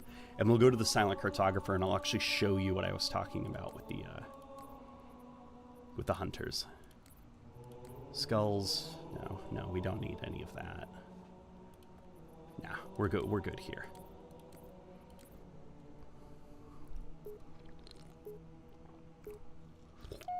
How's Windows 11? I used Windows 11 for maybe a day, and it was terrible. I hated it. I don't like change.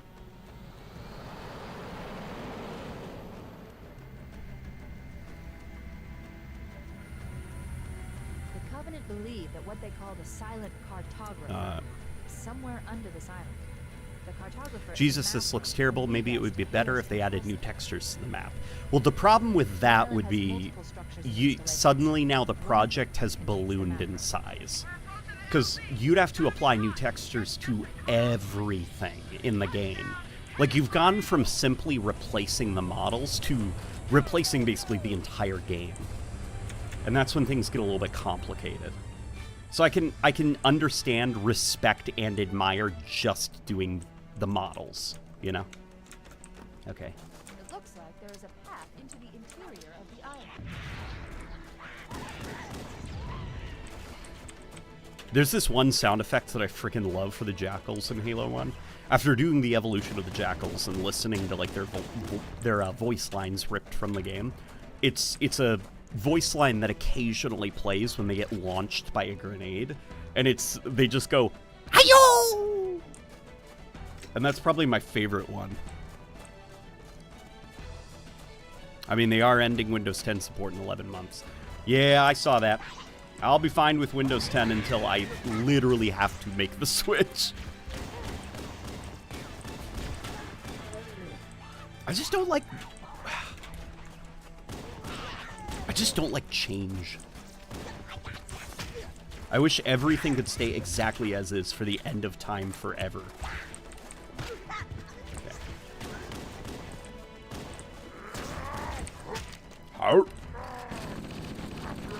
Okay, we got him. Okay.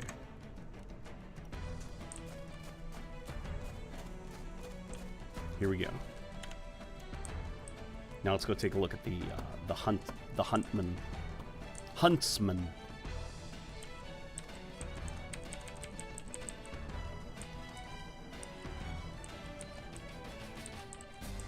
Okay.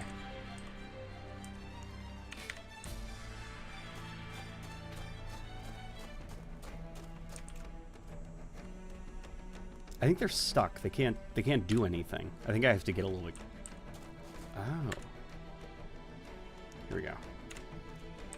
Oop. Okay. So look at this.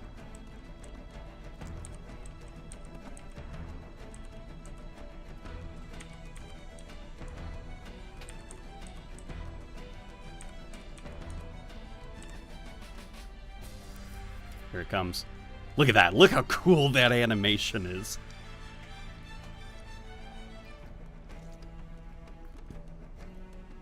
Isn't that cool looking? I freaking love that. Them vibrating their weird spines. It's almost like they're sniffing the air. You know?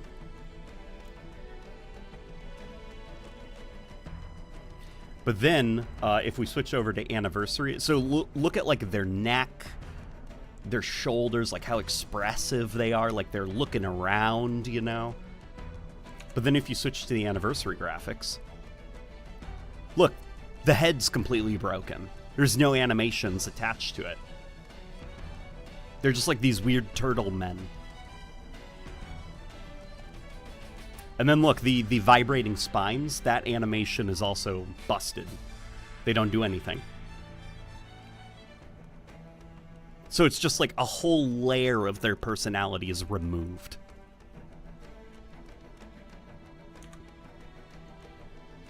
I really, really hate what the Anniversary Edition did to the Hunters. Look how... I like how squishy their necks are. In the classic graphics, yeah. And it's... You know, like, this aspect of the Hunters is something that I wish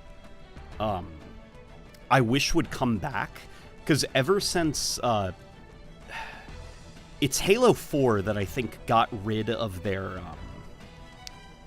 Halo 4 I think was the one that got rid of their idle animations. I can't actually remember. I just know one of the Halo games got rid of this. So you more or less always see them in combat stance.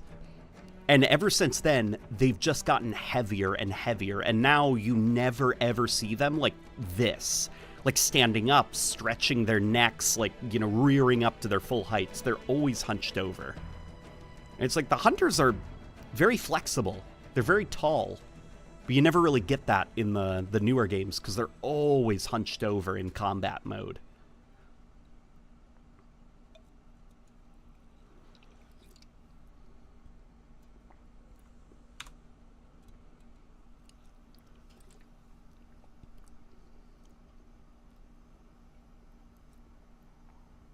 Yeah.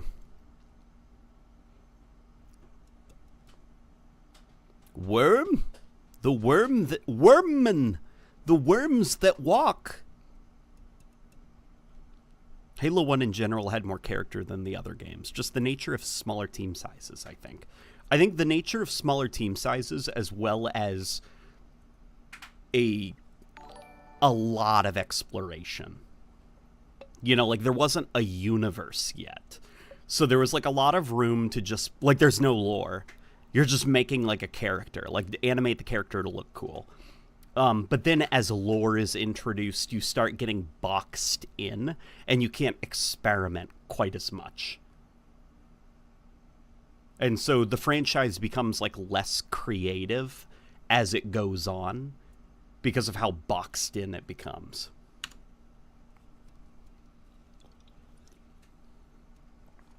Draw me like one of your Covenant grunts, late N, says Dawson. That is, I appreciate the $2. Here, wait, we can take a look at some of the grunts. I really wish they'd add theater mode to Halo 1 and 2. They could. Theater mode actually works in Halo Combat Evolved. There is a mod that adds theater mode to the game, and it does kind of work. Area secure. Oh. There you go. Okay, and then the jackals come up here. Let's move out. Let's go find the map room that will show us the location of Halo's control center. You guys want to get a good look at the jackals? Look at these guys. Look at these goofy guys. And they're cool arm tattoos.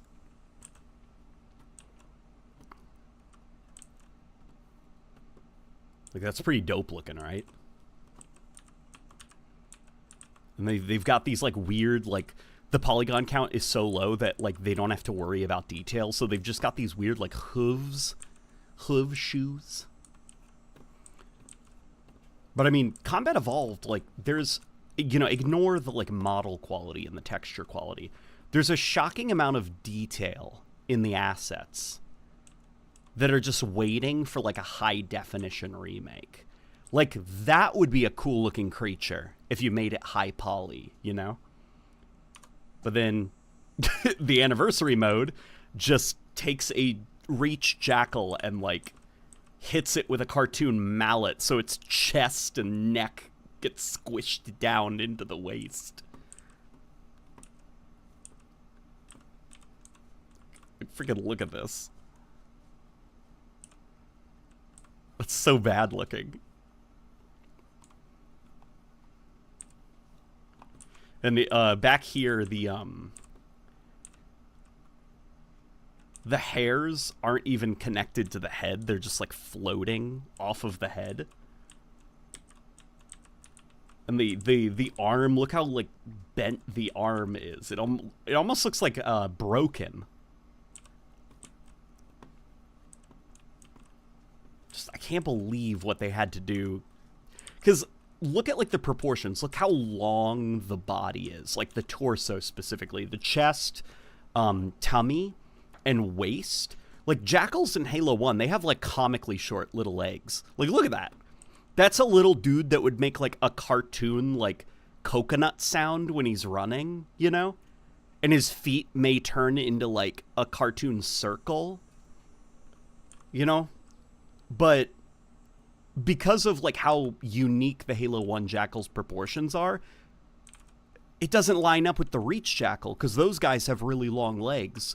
So they just end up, nothing looks right. Nothing. It's just they should have given these guys unique models. They shouldn't have like just bastardized the Halo Reach Jackal asset to get it to sync up to animations for a character it clearly isn't.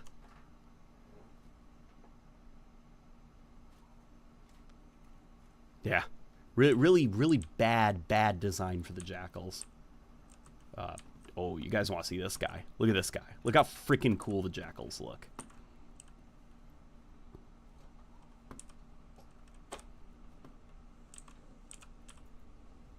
And I really like this.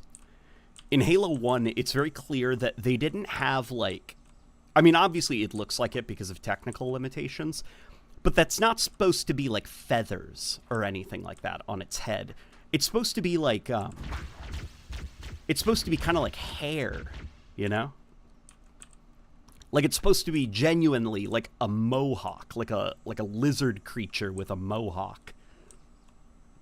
Full of fuzzy hair. But then for technical limitations, they went for more of a quill look. I don't know. I just think jackals are cool creatures. Like, look at that goofy dude with his smile. Look at him. Look at this. Look, if we were to do this. Look at him. He looks like a silly little guy. He looks like he's up to something, you know? He's like, wait for it. Wait for it. Like he positioned like a piece of string, you know, that you open up the door and then you trip over the string and then like a bucket of paint falls on you. Like that's the vibe that the Jackals of Halo 1 give. They look like they're up to some dumb shit. I love the design of the Jackals in this game. And I really wish that this design would come back at some point. Like, we've canonized the Halo 4 Jackal, as well as the Reach Jackal, so that they both coexist in the Halo universe. But what about this guy? Where are these guys? Yeah, so that's,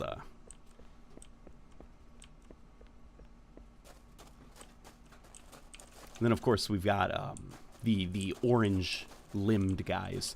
And I'd assume part of the reason that Bungie eventually ditched the dark green skin for the Jackals and kind of went with everybody having this tan look, I think it's mostly for gameplay purposes. It's to make sure that they don't... Like, look at that guy. Look how much he blends into his surroundings because of his coloration. Where this guy kind of sticks out like a sore thumb. I think that's the idea. But yeah, I like the Jackals with the really long torsos and then the comically short legs. And then the like goofily long arms. Like this is my ideal Jackal design for the series. Like I think that the Reach Jackal is the most, you know, dare I say, iconic. It's definitely the best design for the creature, I think, in terms of, like, marketability, IP, charisma. Like, it's a very good design for the creature. But my heart will always belong to these goofy guys. So, okay. Let's back out now.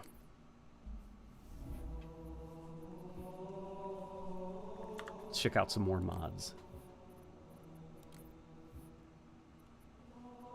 Facility, Spasm Playground.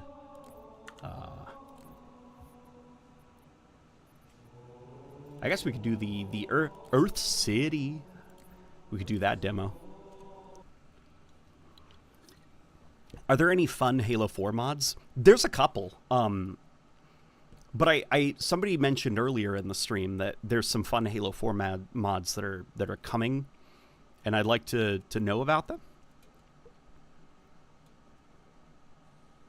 What I'm waiting for truly is people doing unique gameplay experiences in the Halo engine, because I'm very tired of the rebalancing or the model swapping. Like, I want to see, like a horror puzzle game made in the Halo engine, you know? No, no, no, don't worry. Don't worry. We're not doing what you think we're doing. What we are going to do, trying to skip it, is we are going to do some exploring in free cam mode. How do we skip? There's no skip? Oh, don't worry. I've got to skip.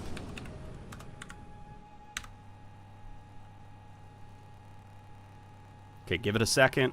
I know the sound effect is awful. Give it a second. Oh my god, the whole game is breaking. Okay. We'll need to deal with them before we can kill that cruiser. Okay, there we go. Here, I want to take a look at some of these assets. Dude, is it just me, or like do the faces look better than the retail Halo 2? Oh, look at this poor guy. Look at that. That's a shot, man.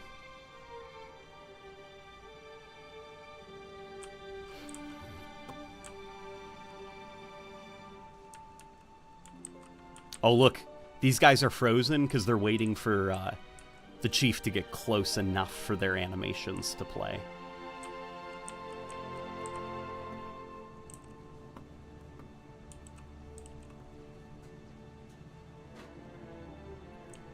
There's that poor sucker. Okay, nothing's in here.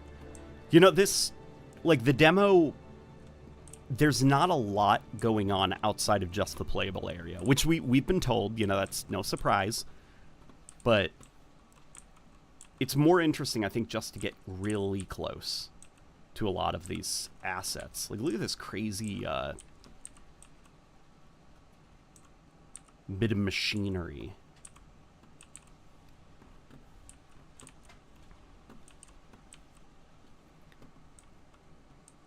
These Halo 2 Marines give me World at War vibes. You know, I was thinking the exact same thing. They look like Sergeant Roebuck. I think that was his name, at least.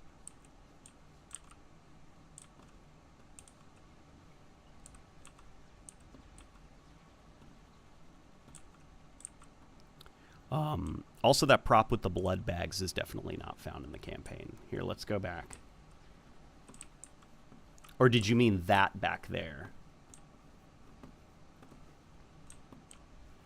I've got the sensitivity for the free cam very, very low for my evolution videos. Here, let me go back up. I think I might have missed it then. Yeah, this game was just too ambitious. Like, all of this, you can see how there's just, like, no detail.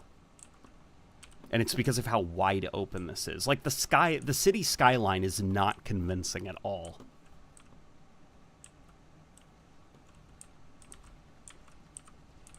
This is definitely a game that they should have waited for the 360 for.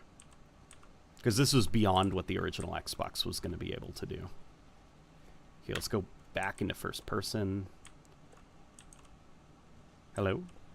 Sir, oh, I deactivated all the AI, so they weren't.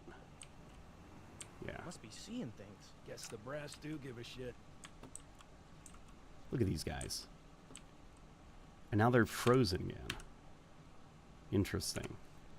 So if you... Oh, because it's the E3 demo, so you weren't supposed to look back and see that they just freeze.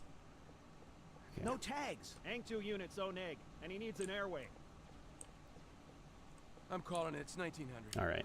The lieutenant got hit as soon as we dropped in. He said I'm calling it, and then I saw that guy Sergeant blink. Banks, he's pinned down up Look, front. he's Come on, blinking. I'll Like, show he's you. clearly alive. He's like, there's nothing we can do. And he's like, I'm still breathing. He's like, we gotta alert the family. I'm still here. Okay, let's trigger some more stuff. Behind that ST. Yeah. 3 more coming left. Now we'll go free cam mode. Take a look. What are they shooting at? We're shooting at nothing. Okay. That's fun.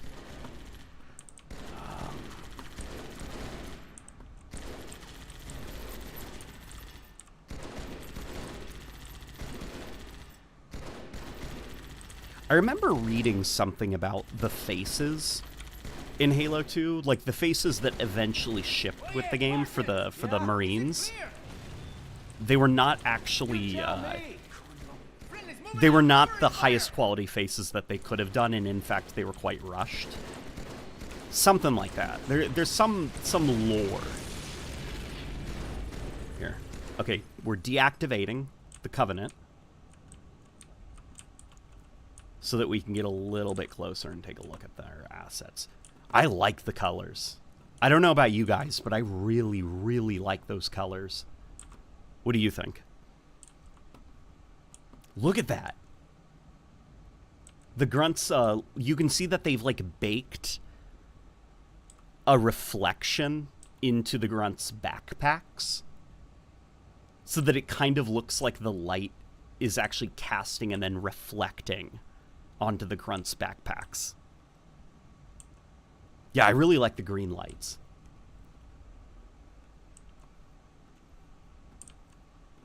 I wonder what the choice was for eventually going with blue.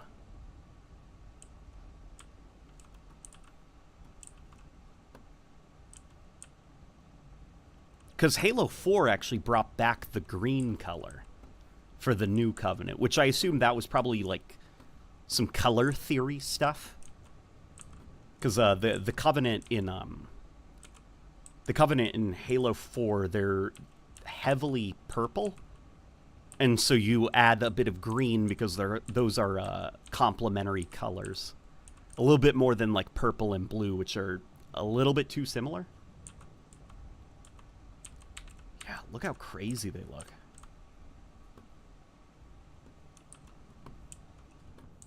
Very wet looking because of all the bump mapping.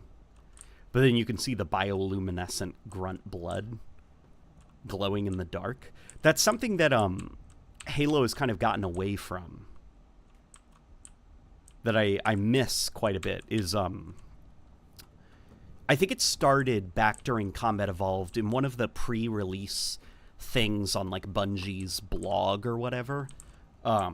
Before Halo 1 came out, they'd update people with like little bits of lore. Like, part of the reason that elites are so powerful is because of the fact that they have two hearts, so their muscles can go a little bit longer. They can last in very physically demanding situations a lot longer than human can, because of their two hearts. And it's also part of why their necks are so long, because of how big the veins are and the arteries. You know, because they got two hearts pumping all that blood. But one of the little lore tidbits is that the grunts, something to do with the chemical composition of their planet's atmosphere, when their blood is exposed to oxygen, it starts glowing. And I always thought that that was really cool, that the grunt blood is just like bright, bright blue. It's almost like a firefly. But then, you know, if you go over to, like, you know, the later Halo games, I guess, like a Halo 4, I think they glow just a tiny bit. But then in Halo 5 and definitely Halo Infinite, there isn't a lot of glowing. It's just kind of dark. Here, let's check over this. Let's check this sign. Report to the nearest evacuation center. If you are uncertain of the location, please use the nearest info kiosk and ask the nearest soldier for assistance. Let's be careful out there. Mayor Lee. Mayor Lee? Youth of New Mombasa, your city needs you. Join your local freedom fighter brigade today and bend the dirty Covenant zealots back to their... Oh, send the dirty Covenant zealots back to their homeworld. Our enemy is weak. They will only know defeat at our hands. We have the advantage, human heart and perseverance. Something These filthy aliens will never have... Jesus Christ! New Mombasa will prevail. Secretary of Defense Paul Huffey? Huffey? Or Huppy? Huffy Russell. Paul Russell. That's a... Paul Russell. That was the guy who designed the Forerunner architecture in Halo 1. That's cool. That's fun.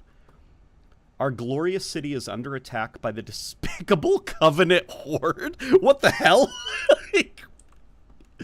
Their defeat is inevitable. They will meet a horrible end at the hands of our brave forces who right now are fighting for your survival. This, I'm going to be honest, like, this doesn't sound like, this sounds like something the Covenant would say, doesn't it? It's almost like fanatical, like in how it's written. Their defeat is inevitable. They will meet a horrible end at the hands of our brave forces who right now are fighting for your survival. Please do your part by reporting to the nearest evacuation zone. New Mombasa will prevail. Minister of Information David Dockmaster Dunn. David Dunn. I'd assume that's probably a Bungie employee or something. Yeah, but some of these are like okay. I know it's wartime, but this is like even real life wars are a little bit less propaganda-esque than this. I was about to say it's dehumanizing, but then I was like, oh, they're aliens. That's right.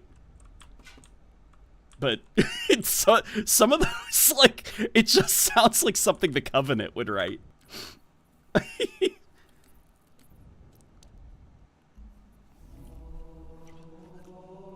Yeah, it almost sounds like Helldivers.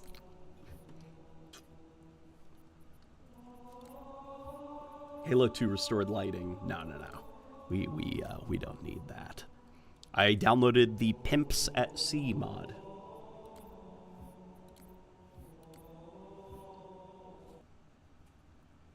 Lots of pirate ships, lots of fighting.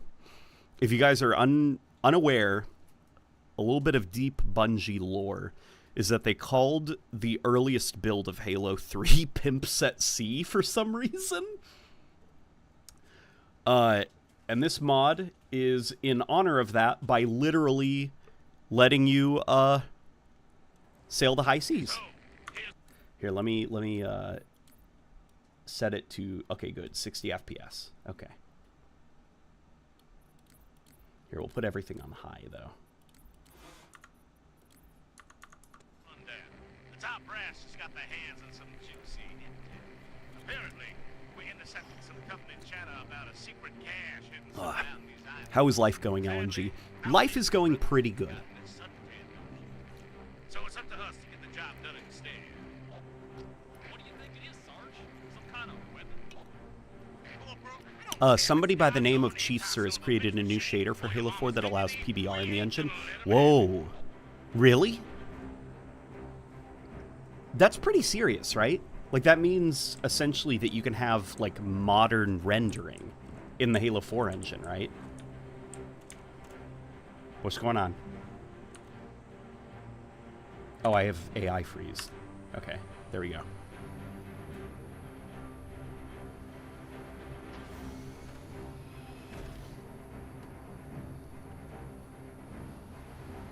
Freedom Fighters? I didn't know Sonic the Hedgehog was in this game. Oh, hang on. Well, let's be real. If it was really Sonic the Hedgehog, there would be none of this Freedom Fighter nonsense. Because that was invented by the Western Sega. And I thoroughly reject all of that stuff. Princess Sally can piss off to an island, as far as I care. The Sonic with the dumb mohawk. I hope I never see him again. Melee. F. Reload secondary. I don't know, Z? There we go. Change weapon. Use equipment. Okay, there we go. There we go. All right. Oh my gosh. Okay. Dude, this is crazy. I didn't know that the Pimps at Sea mod was this.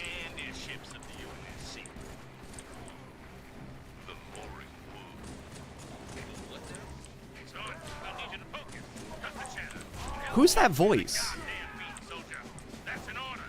I mean, it's a David Scully impersonator, I think. But was it somebody in the community that did that voice? Whoa.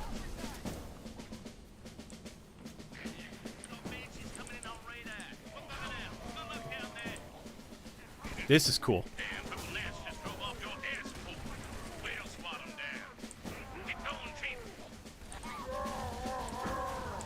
Have you tried Trooper Firefight? Yes, I have. Trooper Firefight's really good. Wait, no, not Trooper Firefight, I don't think. Is that the third-person firefight mode?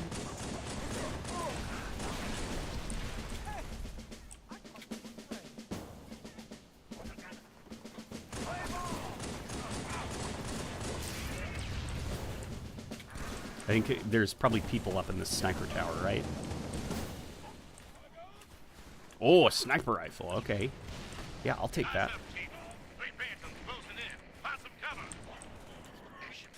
Huh, a semi-convincing Johnson voice. Yeah, it's a good impression.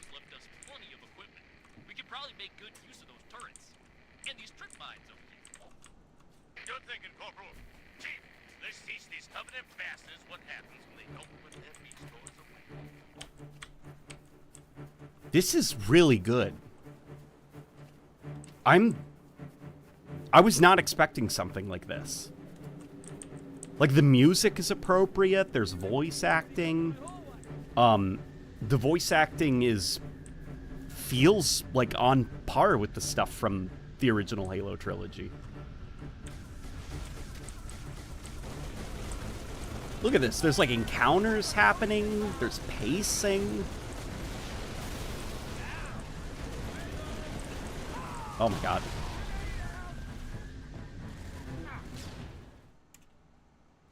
Would Eggman try to hijack the Flood?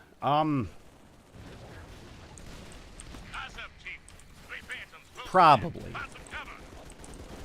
Though I think Eggman would just end up teaming up with Sonic at the end. And then they'd have to collect the 7 Chaos Emeralds. And then the Grave Mind would go, "What? How did you?" And then Sonic would be like, "Sorry, I don't want to be a booger." And then he'd, like, evaporate the Grave Mind with the power of friendship or something. Well, the best damn music you've ever heard in your life plays. Well, Crush 40 is just going crazy.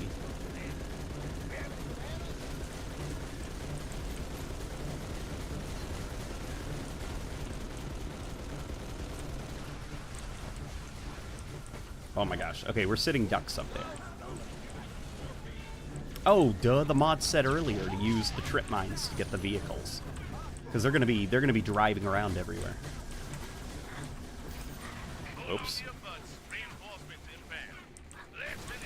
Here, this is my ghost now.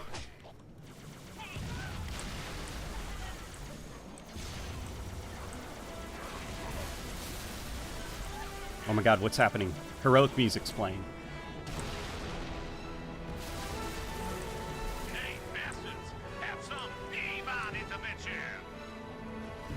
This is so cool.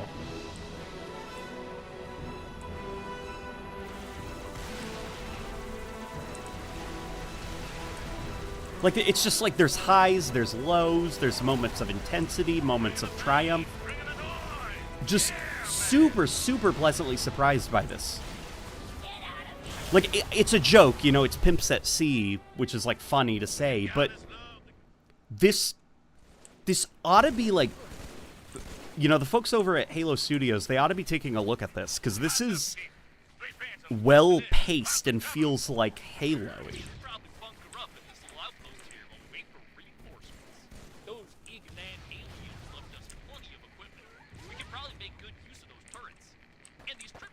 Okay. I'm gonna deploy some of the trip mines. Chief, let's teach these Covenant bastards what happens when they don't put their beach doors away.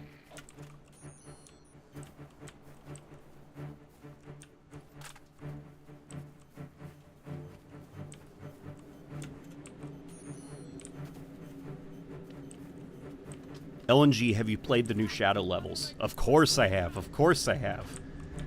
Does the Pope wear a hat?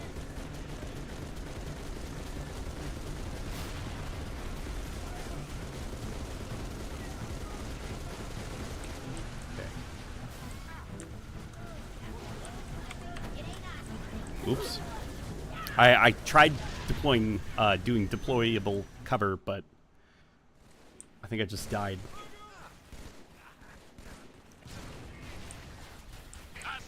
I'm surprised that there aren't any high-quality, full-length campaigns. I'm not surprised. Like, it's... The Halo mod tools seem a little bit restrictive from what I've seen. Like, they're not quite as expansive as some of the stuff you can do in, like, Gmod. Which, granted, some of that is not actually 343's fault. That is, just, unfortunately, the weird way that Bungie designed their engine. Like, you know in, the Source engine, you can download different weapon mods? Like, you can have a different model for your pistol. And that's it. Like, that's the mod. You just download the new pistol model. Everything else is exactly the same. You can even stack different mods if you want. You can add, like, a funny mod that replaces, like, an animation with, I don't know, like a guy pooping or something. Like, you can stack a bunch of different mods into your playthrough. The Halo engine, the way that it works, is everything needs to be baked into the level data itself. So if you wanted to add a new weapon to the game, you had to go in and add it to the tags of the level, and then bake that version of the level with that weapon into a mod. So in order to just play with that specific new weapon, you have to download a version of that level that has the... You can't just add it into the existing game. You have to re-download the game level by level in order to use that weapon in every single mission. And so because of that, you can't, like, stack mods. You know, you can't go mod shopping on the workshop. Like, I think I'm going to add Halo 5 Master Chief, Halo Combat Evolved Assault Rifle, and a new animation set to Halo 3. You can't do that. And that's a annoying limitation with the Halo engine. And I'm not sure if you could actually fix that. If you could mod it so that you can stack mods.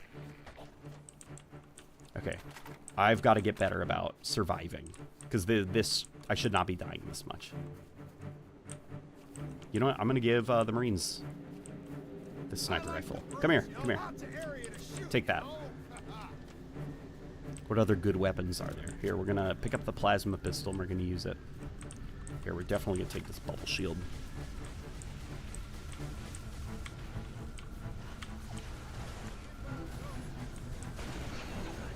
Yeah, so that is just like one example of like the limitations, unfortunately, that the Halo engine has. So it's probably extremely difficult to create campaigns.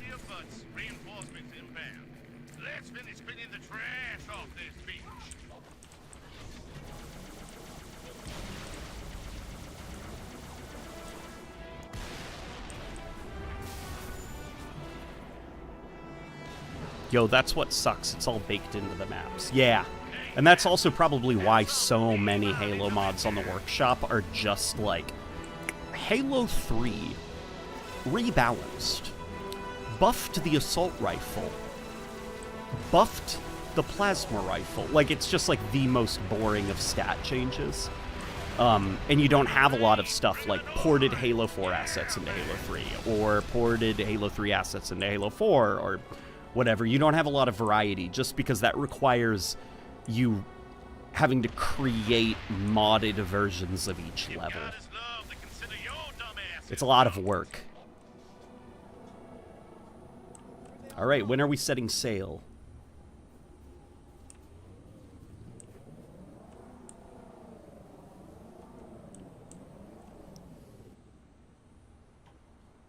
It also bloats the file size of mods that would otherwise be relatively small. Yep. Hey, there's Johnson. Yo ho ho and a boatload of guns. What? Always knew I'd be captain too. Okay, you know what? He sounded better over the radio. I'm on board, Chief. Let's see what this old Yeah, he sounds way better over the radio.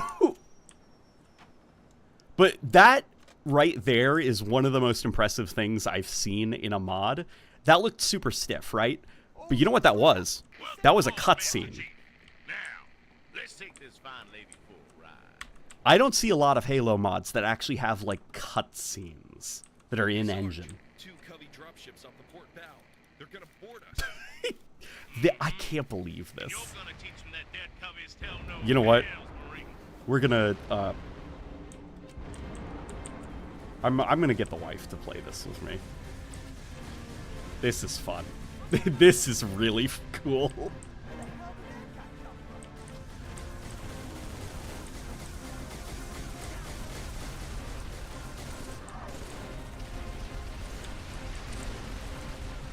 You gotta get back up there.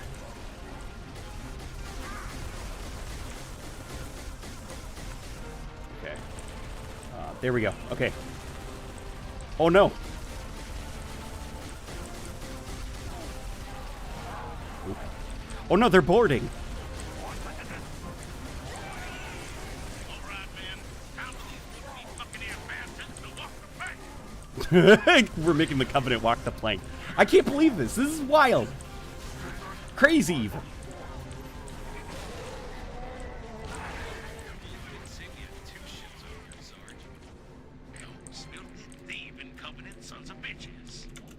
Oh my god, the Covenant. They stole a pirate ship. They're coming after us.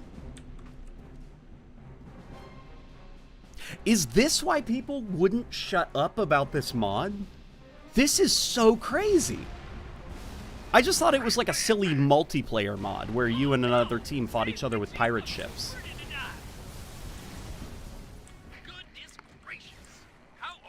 Oh my god, look, the Jackal snipers are up in the crow's nest. Easy now, Corporal. There ain't nothing more firm in this galaxy than the Oh my god. enemy armor off the starboard hull.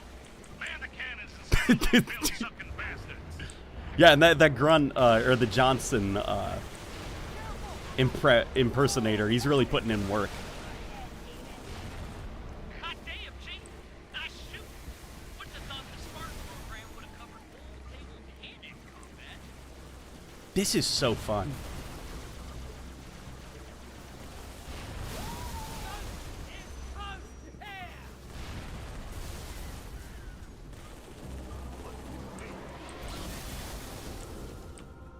Pirate Johnson, let's go. ODST's Flaming Dragons, anti-flood specialists that shot with shotguns and flamethrowers? What's going on? What are we talking about? Are we pitching stuff? Oh boy. I wonder how long it took. Oh, come on. This is rejected shotgun, right? We got wacky wookie wagons off the port hull, Chief. Probably rejected shotgun and I assume quite a few other people. But I wonder how long this took to make.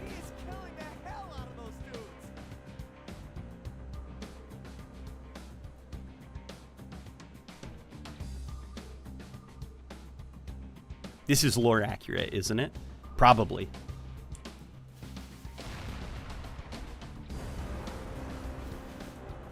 We're just bombing the island. Oh, look, I see them over there. Come on. Get us a little bit closer. Give me a shot. Here we go. Yeah. Yeah, buddy. Show them how. Oh boy.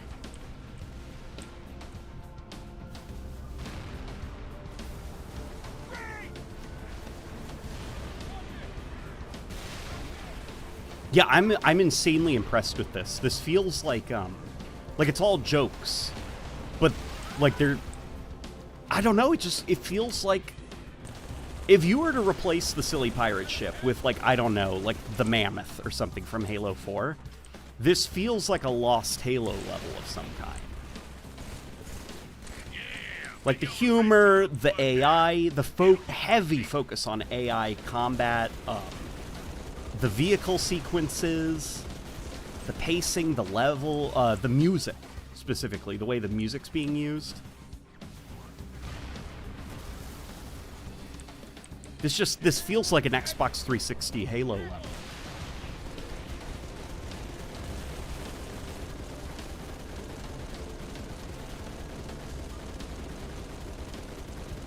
And I'd imagine this is a ton of fun with more players, because you could have more people manning the cannons.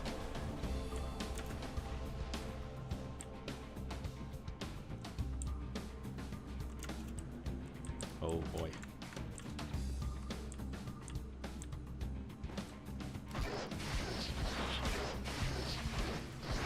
Is this doing anything? Probably not. Do I have to go down to the beach to wipe them out? Because I can. No, this is Inferno Plus. Gotcha, gotcha. This is insanely impressive.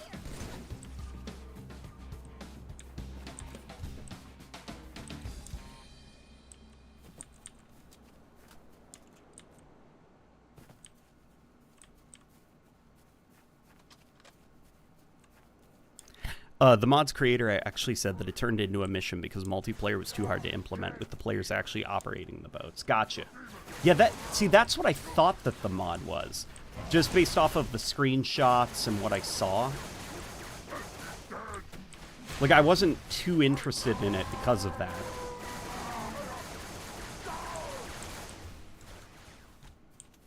So I'm actually very, very pleasantly surprised by this.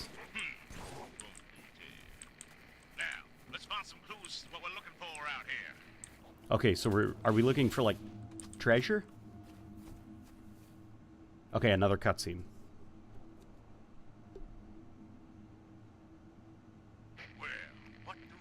It's a Minecraft map. Maybe if we find the others, it'll point us to that cache we're looking for out here. Let's get Oh my god, this is so freaking crazy. Like, it's stiff as hell, but it's a cutscene in the Halo engine. You know how many mods I've played that just the cutscene is a camera awkwardly floating through an environment? Sometimes clipping into things. Like, seeing actual, like, animations and attempts at, like, framing subjects and stuff. Super, super impressive. Am I supposed to look for more maps? Or am I supposed to just get back on the boat? Can you get on the goddamn ship, please? Okay. Here we go. Oh, I've always wanted to see this. Someone did something like this in Halo 5 Forged for multiplayer. I remember that. It was pretty cool and creative. The Scorpion drove the whole ship, and it was breakable in parts. I remember that. I also, I remember in Halo 5 Forge, there was this game mode where everybody were eggs, and there was one guy who was the spatula, and it was his job to flip the egg. And if you got flipped, you died.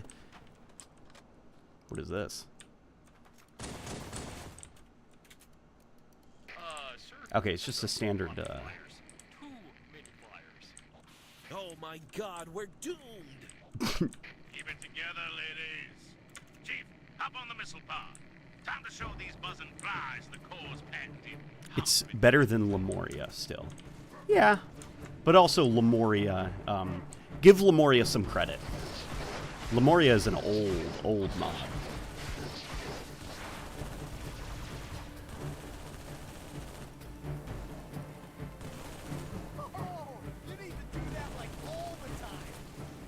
Come on, what's going on? Okay, it's overheated.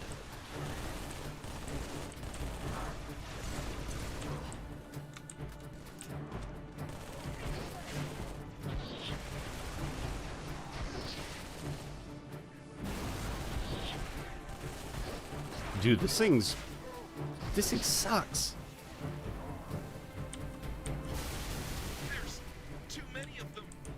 Yeah, what are we gonna do? If you spent less time making obscure references and more time shooting your goddamn gun, we'd be out of this mess already.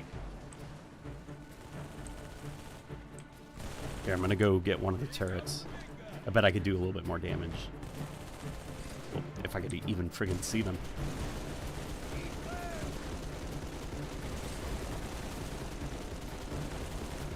There we go.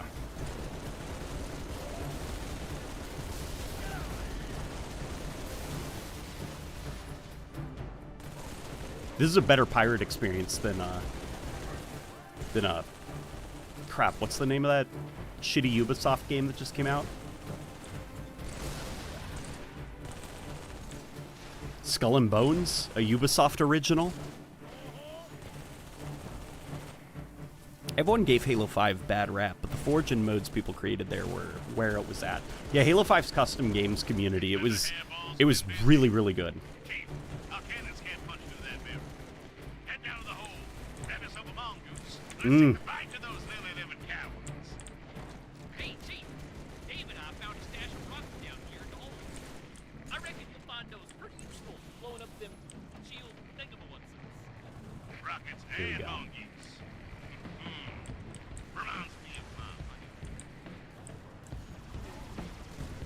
Yep, Skull and Bones, that was the name of it. Ironically, that's what's left of the player base. It's just Skull and Bones now. Oh yeah, the quadruple A video game. That's right, I forgot. Ubisoft, creator of the world's first quadruple A video game. Ubisoft presents Skull and Bones, a Ubisoft original by Ubisoft.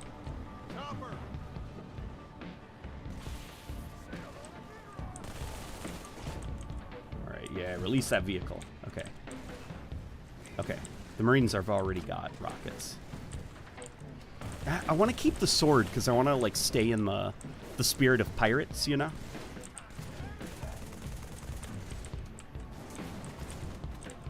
I almost wish that there were like blunderbusses and stuff, you know? Okay. Come on, get on. There we go. You. He just said, let's turn these fugly aliens into paste.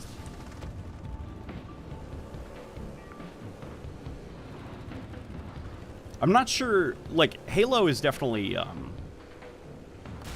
very funny game, but I'm not sure fugly is something that would ever be said in a Halo game.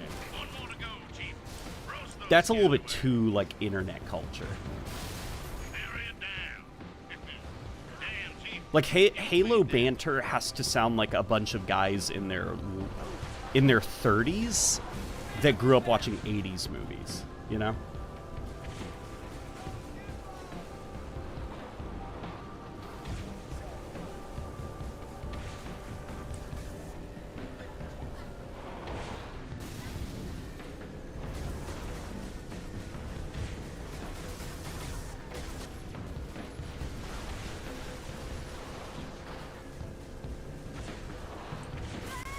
Whoa. Okay. Oh my god, look. The Phantoms are carrying each other away.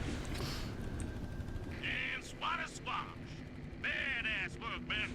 Now let's find that next map piece. Alright, where's the next map piece? This is crazy. I can't believe it's still going.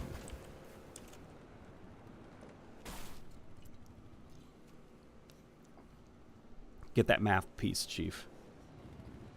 And there's number 2. Getting pretty close to finding this damn thing, huh? Get back on board, Chief. Let's find the How next many map map pieces do we have to find?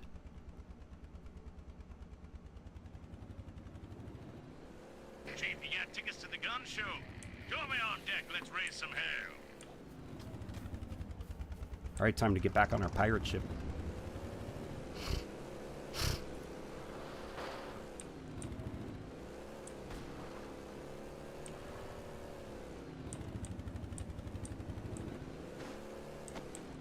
I wonder how many Halo levels could have been as, like, cool and ambitious as this if it weren't for, like, console limitations.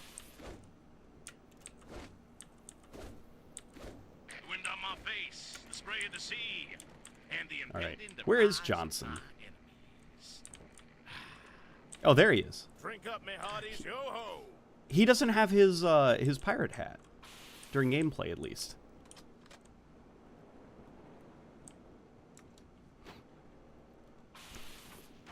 Were those boat hogs? They might have been. Ghosts off the prow, Sarge. Well, I ain't afraid of no ghosts. Chief, There, that was right there, that joke. Where he said, you say something. Johnson said, "I ain't afraid of no ghosts." That was a joke a Halo game would make. At least an original trilogy Halo game.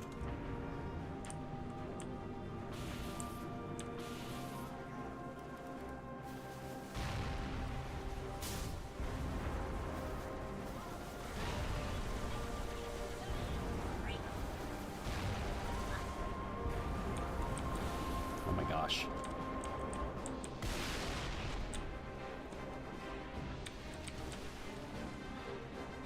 Okay, I'm gonna come to the uppermost part of the deck. I'm gonna man the guns. Welcome to the stream, everybody just joining. We are playing Ubisoft presents the first quadruple game by Ubisoft, Skull and Bones, a Ubisoft original from Ubisoft. They're moving the borders. Chief, hurry! Show these scummy swabbies some real. Did he quote Ghostbusters? Yes, he did.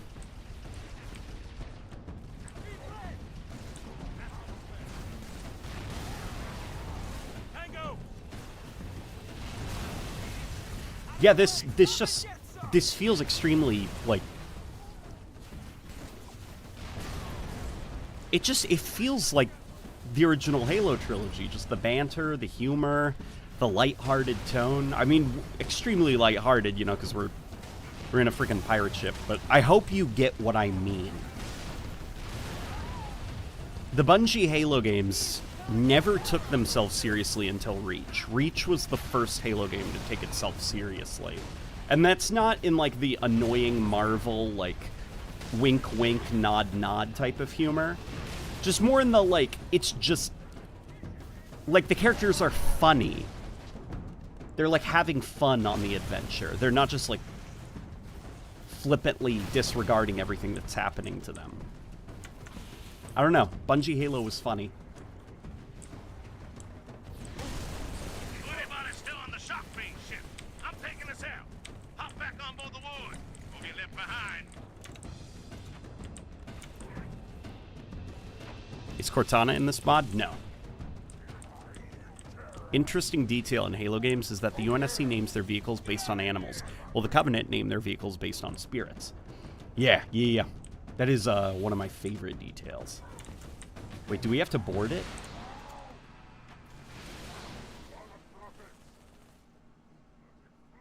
Sarge, I think I see some drop pods on the sandbar over there.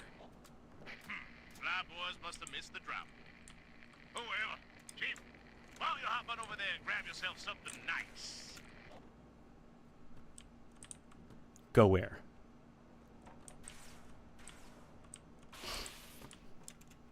What is it that I'm trying to get?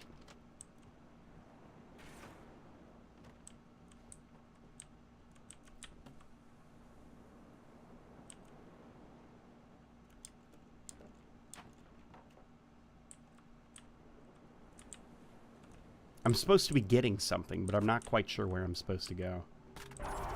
Oops.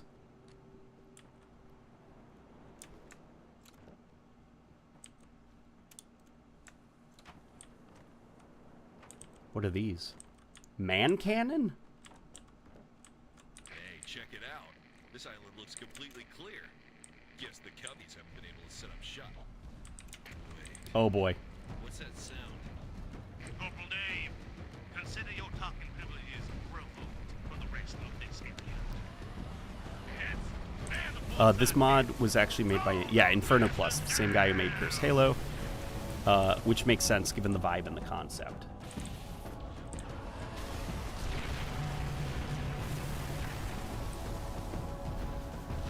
Yeah, I think what I'm really impressed by, I guess, is just the set piece driven design.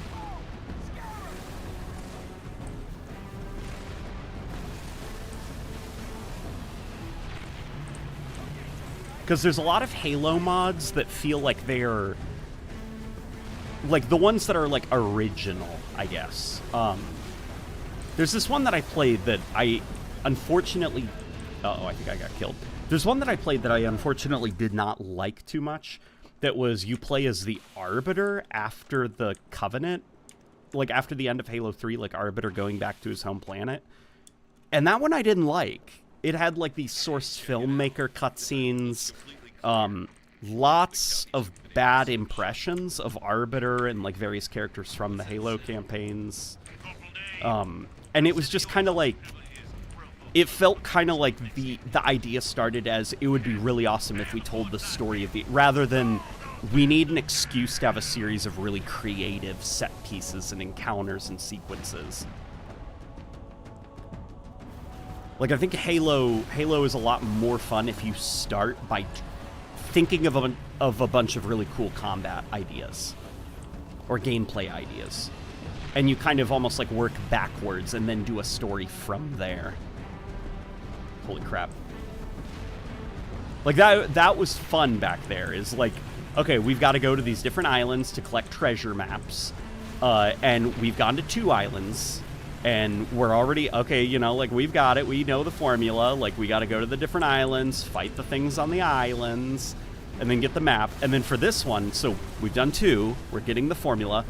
Now on the 3rd island, it's deserted. And then it's like, where is everybody? And then a freaking Scarab comes out of the water.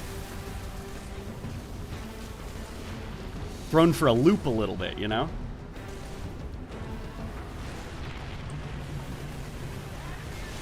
Oh boy.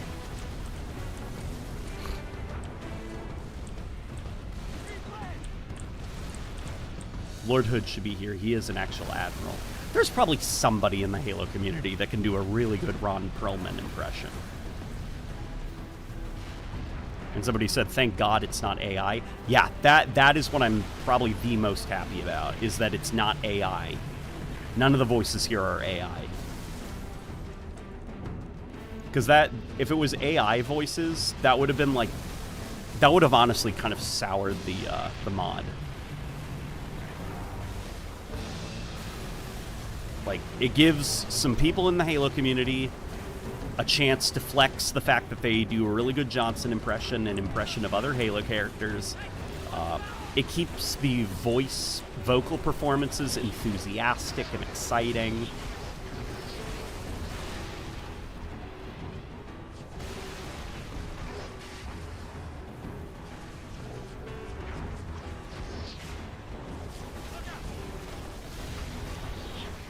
This thing overheats really fast and takes a while to cool down. Tip, go for the legs on the Scarab to immobilize it. Frozen Fire, I know how to play Halo, dude. It's just very hard to shoot these cannons.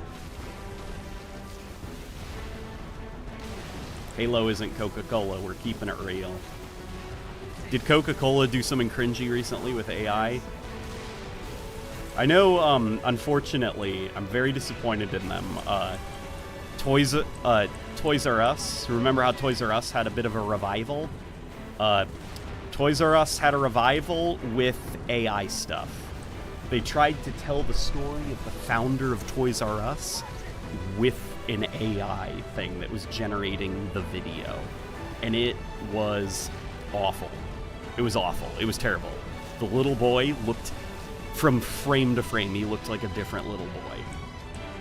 And none of the environments looked... it was bad. It was stupid. It was a very, very, very, very bad, dumb thing that Toys R Us did. And they should be ashamed of themselves. They're better than that. I see a Scorpion tank down there. So maybe I can just, like, get off. Yeah, you know what? We're gonna get off. Oh, look, you float in this mod. Oh, boy.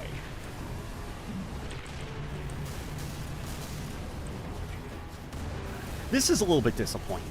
This, I think, is maybe, if I were to critique anything, I think that the mod begins to lose a little bit of, like, the fun when you just get into Halo vehicles. Like, I feel like this Scarab, from start to finish, it should have been, like, a pirate ship battle, you know? You should have had to fight this thing from start to finish using the pirate ship.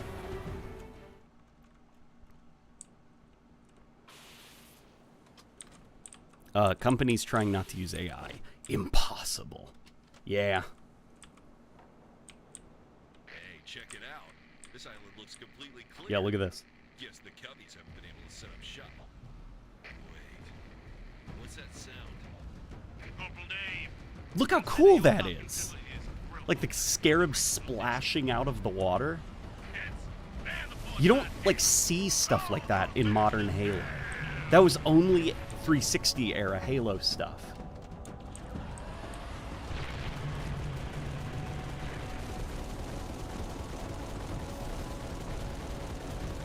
That's the stuff that I was referring to with this feeling like, you know, disregard like the pirate ship type stuff. It feels like a lost 360 era Halo game.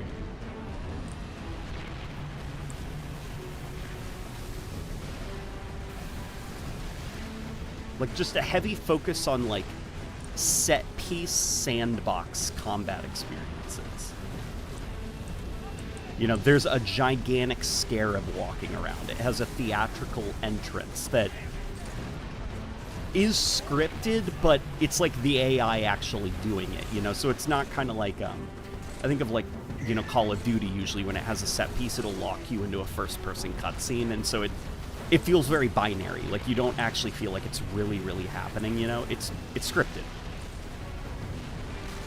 But this is just like, oh my god, a gigantic AI entity just walked down onto the battlefield, and we're surrounded by all sorts of sandbox toys that we can use to take it out. Like, this era of Halo is just kind of not around anymore.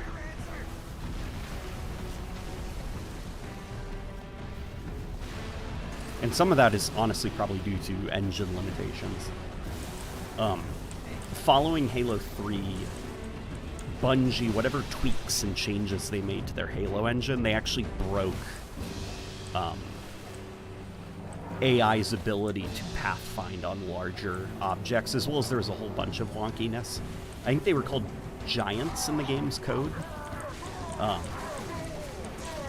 But that's basically what these are. So the Scarab counts as an AI. So it is coded similarly to, like, you know, the grunts, the jackals, and stuff like that. But it is a special kind of AI called a giant. And the Halo 3 engine had code within it that allowed AI to walk on giant AI. And kind of like their physics are localized to the giant AI. That way they don't just go flinging off into outer space the second it begins moving about. Oh my god. But after Halo 3, that part of the engine was broken. And that's why in Halo Reach, you don't actually see... There's no Scarab fights.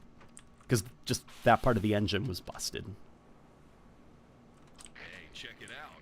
This island looks completely... And then, unfortunately, it was just never fixed. Halo 4, I will give Halo 4 credit. They tried to have one sort of with the Lich. And they did a decent job, I think, of trying to mask the fact that there aren't actually AI on board that thing while it's flying around. But what the Lich essentially does is it'll fly in a very scripted way, do its scripted thing, then fly to a designated point, stop, and then become basically a building. Like, it just freezes in place, then AI spawn inside of it. And a gravity lift activates so you can go inside. So you get, like, the illusion that there are Covenant inside of it, but it's all trickery. And I do give Halo 4 credit for that, for trying as best they could with that busted Halo engine. But by the time of Halo 5, I was pretty damn disappointed that they didn't fix it for the Kraken, and so the Kraken actually let me down quite a lot.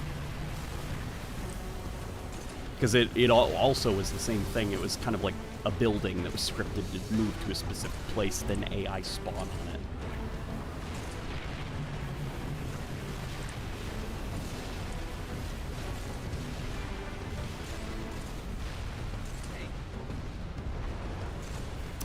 The big issue with Giants is that the IK for animations is broken somehow during Reach's development. It was that, as well as like just like the ability for AI to pathfind and navigate around on it without being flung around, right?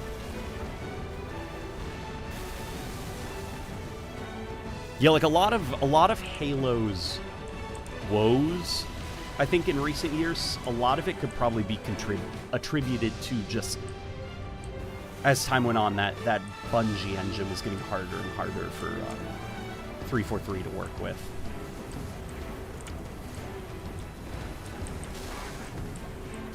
As well as, you know, the whole contractor focus ensured that they just didn't have like a dedicated team at 343 always working on that engine, making it more advanced. And so by the time you get to like Halo Infinite, all the people who worked on the Halo 5 version of the engine were gone. The people who started work on the Halo Infinite version are gone. Oh my god, let's get away.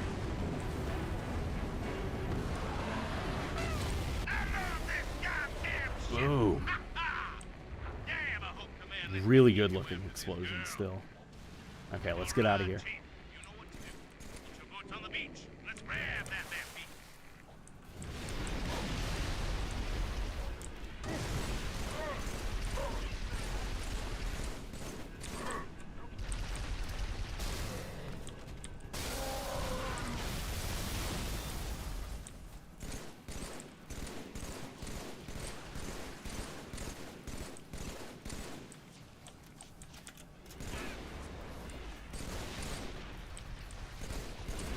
Oh my god. Okay. Oof, oof, oof. Oh gosh, this is bad stuff. Please, please, please don't die.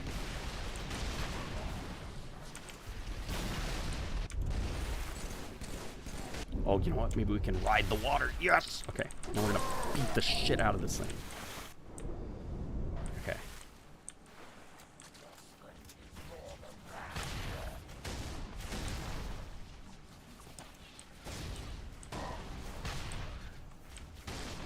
Halo 3 and Reach weren't that great of games. Oh, I super disagree with that.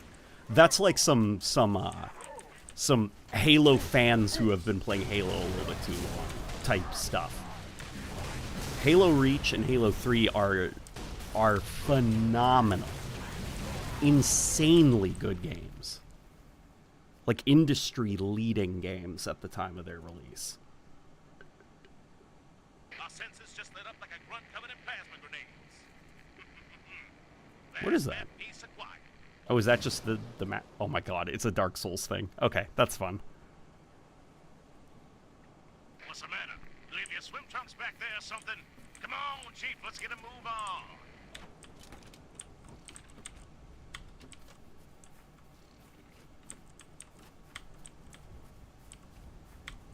Hi, gamers, says Lane. Halo 3 is the worst Halo. Let's stop lying. Nope.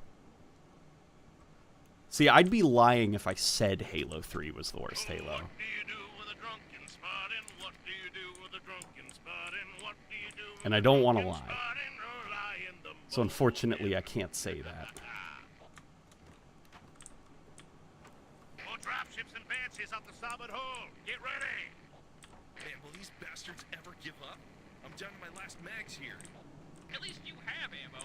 I had to kill the last grunt with my Here, I'm gonna go look and see if I can find more battle rifles. Because this thing's almost out of ammo. Could you repeat that in English, Sarge? There we go.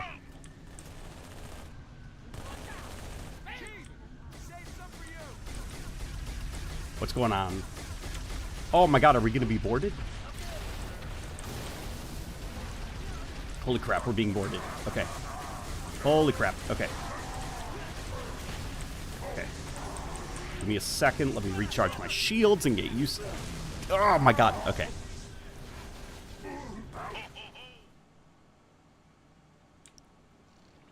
The voice actor for Sergeant Johnson is phenomenal. Yeah, it's a decent impression of David Scully. And he's clearly having fun. So I'm having fun. Halo 3 is far from the worst, though it does have some questionable script moments. Oh, I think when you're judging like a Halo campaign, script is the last thing you should be talking about.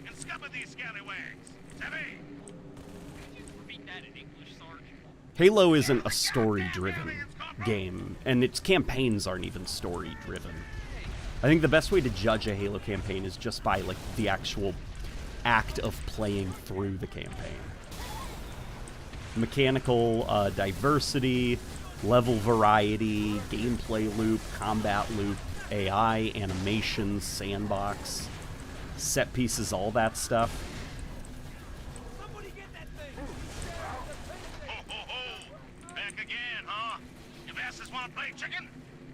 You know, so it's like, if Halo 3 has, like, you know, well, Miranda says to war in this cutscene right there at that point. It's like, all right, man. And then I immediately go and play the level where, you know, we got 2 Scarabs, repeat 2 Scarabs. And we've got Banshees in the air, we've got the awesome music playing, we've got Hornets, all these AI moving about. And it's just like, this is crazy. I can't believe this is real.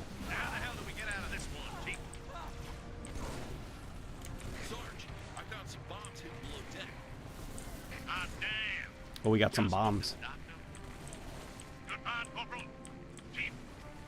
The cheese is what makes the story fun. Yep, yep. Yeah, Halo's story has always been very, very cheesy. In fact, my least favorite Halo campaigns, personally, are the ones where they take themselves a little bit too seriously.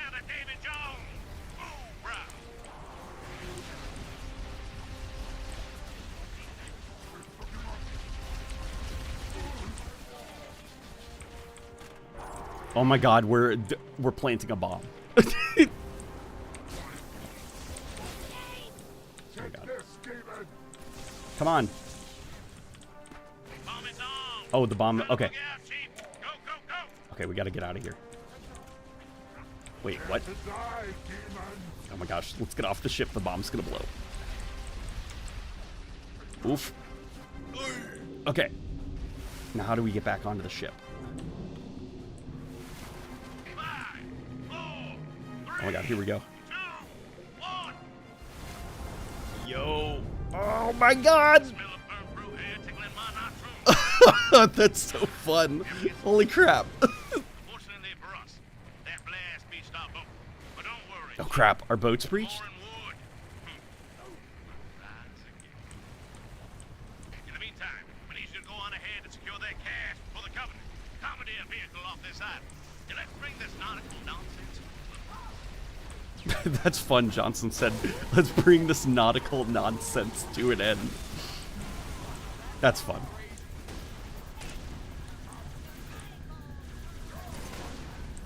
Look at this. This is like a genuine encounter here. The boat is tipped, and we've got a ton of AI in front of us, but it's tipped in such a way that we have cover here. So we're not just, like, thrust into a situation. Just, like, very clever. Dare I say, it almost feels like somebody with AAA mission design experience helped with this. Like, there's just, like, a suspicious level of creativity to this that makes me feel they must have had somebody who's made a AAA game or has worked in level design. Uh-oh. I guess that was too low.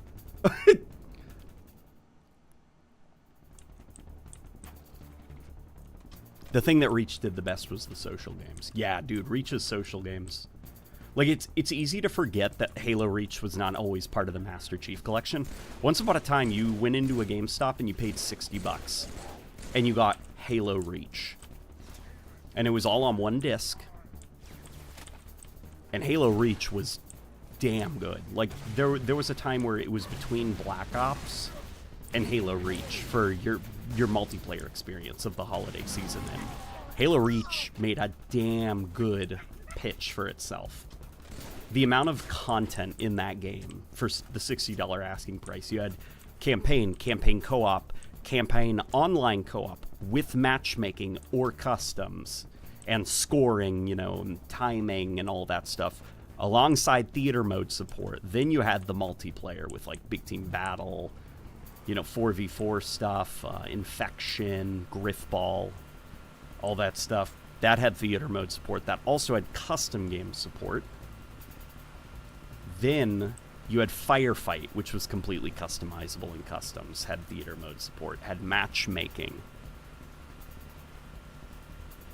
And then on top of that, you had file share. And you had a lobby system. You could vote on the next match that you were going to play. You could invite people into your lobby, or not your lobby, your party, and then you all could bundle up together and go matchmaking, or you could hop into some customs. You had all those commendations that you could chew through. A pretty comprehensive ranking system. You know, the credit system, so you could pick and choose what armor you wanted to spend the credits on. Like, I cannot stress enough how insanely big Reach was as a package. And it maybe says something to how big it was that there has not been a Halo game since Reach that's been able to surpass it in terms of sheer content and polish. Like, Halo Infinite, I think, has definitely gotten there, but Infinite has had to make sacrifices to get there, you know? The UI experience in Halo Infinite, I don't think, is quite as robust as Reach is. Well, it's certainly not as robust.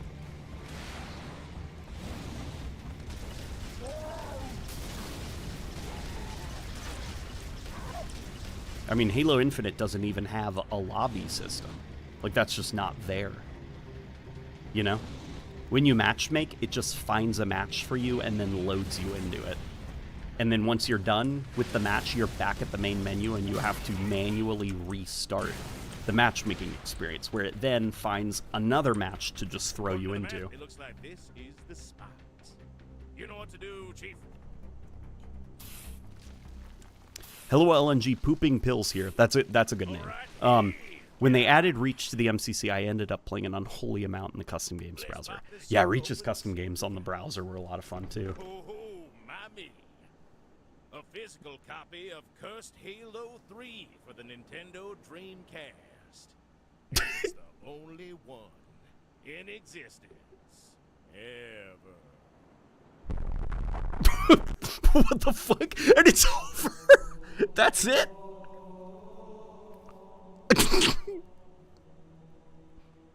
Wait, that's how it ends? Are you fucking kidding me? Are you fucking kidding me? There isn't any credits or anything, it just fucking cuts. Oh my fucking god.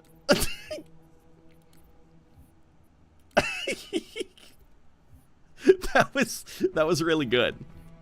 Holy crap, that was really good. What a fucking mess.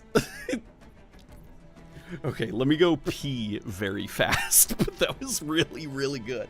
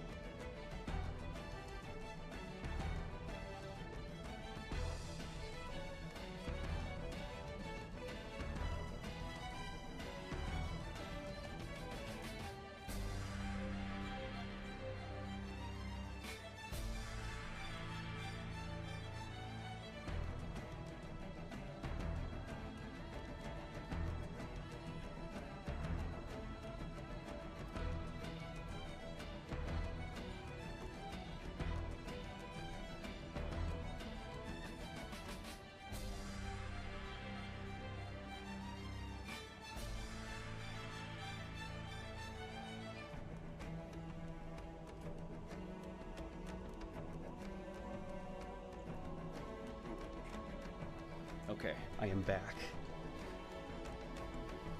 I am back. I am back. Any chance of Project Lemuria coming to the MCC? I think it's already on MCC. Here is an example, though, of a map that, you know what? Actually, I failed to show you guys this last time. So we're going to go over to that quickly. But there's another campaign mod. Here. This to me is what I want to see more of in the Halo modding community. And if there's any modders watching this as we speak, stop with the rebalances. I want to see some stuff like this.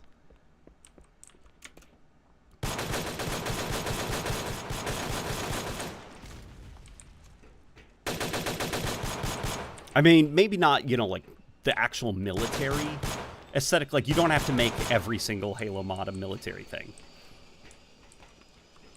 But what blows me away about this is that this is, like, Halo Combat Evolved. But it's unrecognizable.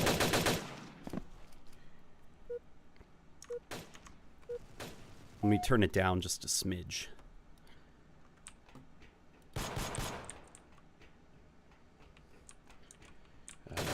Oh boy.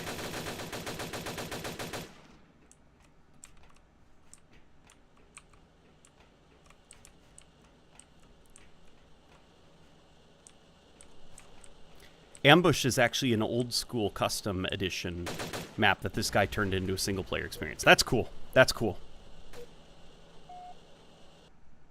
LNG, speaking of credits, did you like the credit screen at the end of the E3 demo? Makes me feel things. I loved it. I really, really loved it.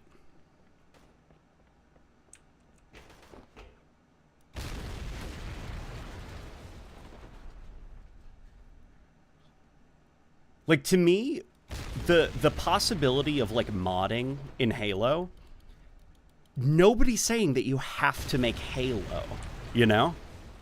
Like, who's saying that it has to be a Halo-themed mod? Like, people are porting Halo stuff into Left 4 Dead. People are making, like, horror experiences in Gary's mod. One of the most popular mods for Half-Life 1 is a horror mod. Like, get a little bit creative. Make a freaking 2D platformer in the Combat Evolved engine.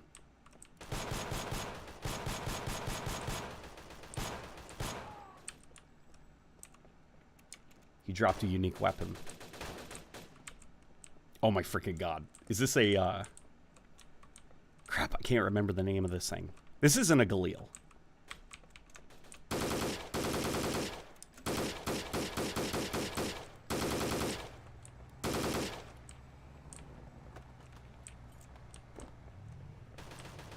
No, that's not a villain. Okay, that's a good guy then.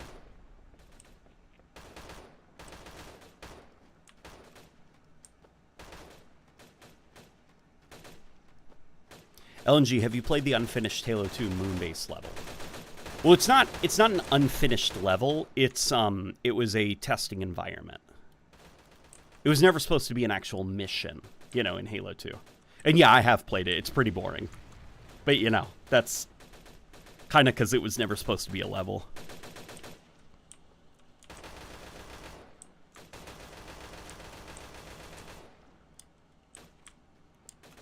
Neo Te Aika is honestly great, and I hope he gets to one day create a soundtrack for a new official Halo game. It's honestly insane how well he captures Marty and Michael's sound for the OG games. I agree. He is he's an up-and-comer, in my opinion, for like Halo soundtracks. And it would be a crime if Halo Studios did not try to collaborate with him.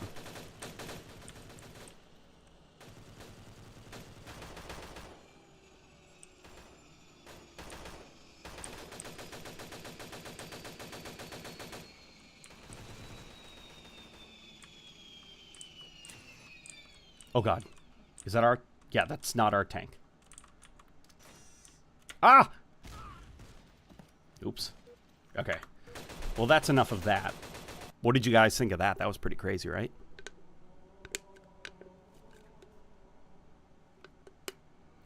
Bush, any reason why you have a Halo mod set in the Middle East? Apparently it's actually like an old Halo mod, which is pretty cool. But now look at this. Here's another example of, like, you know, Halo modding community. What are you guys doing?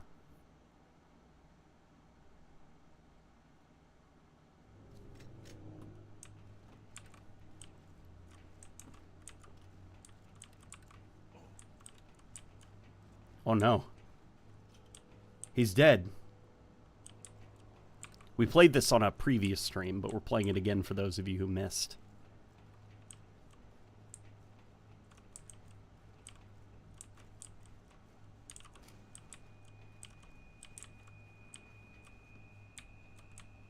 Okay, the door is open.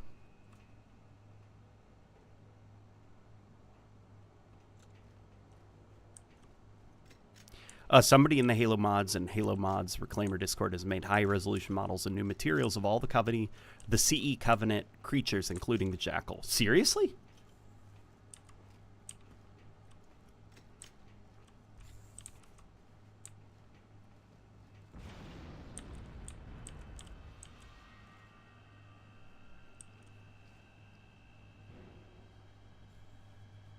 Ah, it's the Flood. The Flood are here. Some of you who have seen the previous stream, you guys know what's going on here. But, like, this is cool, right?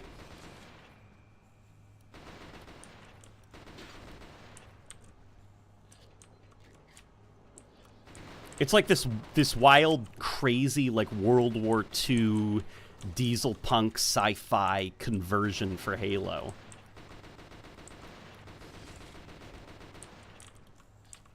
That uses a lot of Resistance 1 assets. But, you know, outside of the HUD, like, this is pretty unrecognizable as Halo.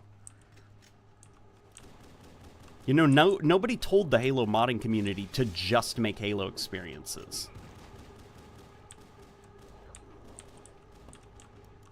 I think this is a Killzone 1 flamethrower? I could be mistaken.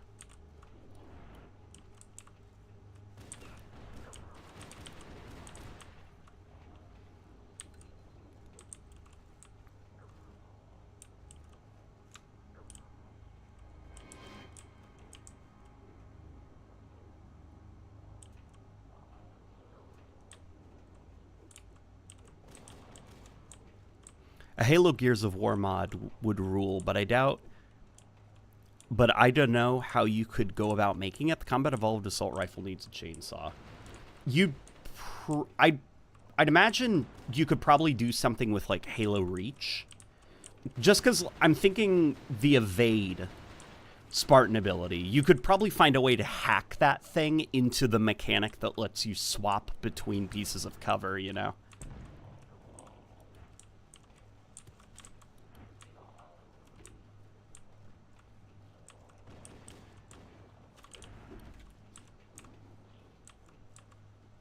And then I'm thinking of, like, the assassination system. You could probably use that for, like, the chainsaw duels and stuff.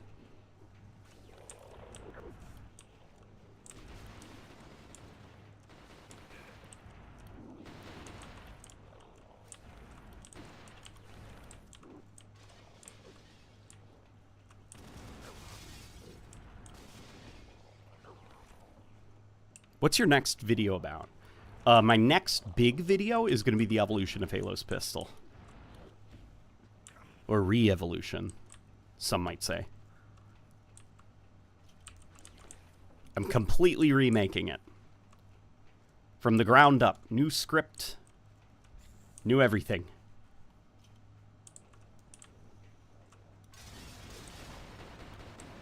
But I'm not quite sure what the next small, short video will be on. Guys have any ideas? I'd love to hear them if you do. Any interesting topics that you think are on the forefront of the Halo community right now? Anything people are up in arms about? Anything people are really enjoying?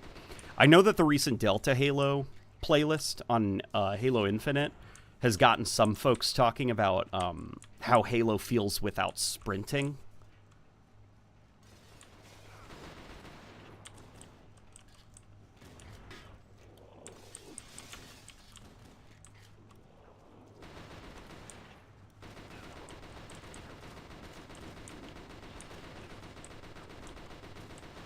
Oh boy.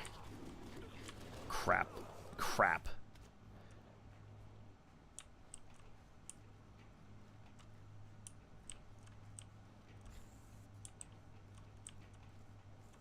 Ugh, power abilities. Vomit. Power abilities? You mean armor abilities? I think the armor abilities are completely fine as a concept. It's more, the execution of them, I think, is what maybe I disagreed with. I think Infinite actually is probably, like, out of all the Halo games with armor abilities, like Halo Reach and Halo, well, there were only two, weren't there? Halo Reach and Halo 4, Halo Infinite was the one that I think actually nailed it by making it not a thing that you spawn with. Like, you have to go find it.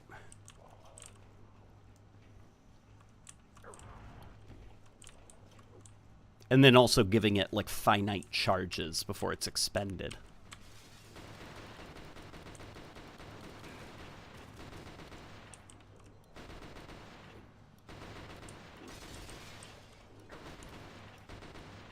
This is freaking moody, man. Oh, boy. Whoa, look at that! I like the way they roll out of the way sometimes.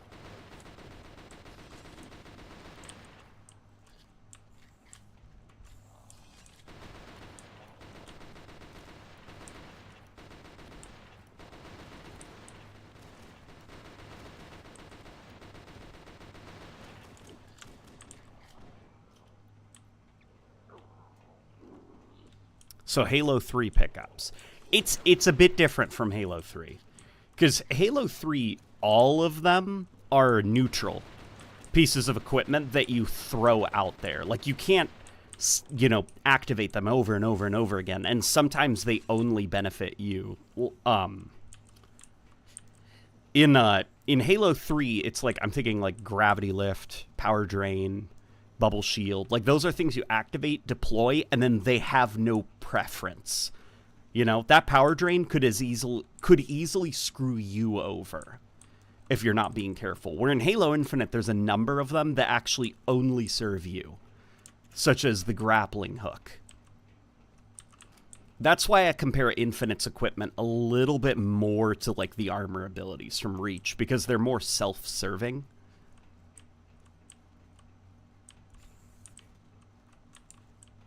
That's not to say that there aren't neutral pieces of equipment, because there are in Halo Infinite, like the drop wall.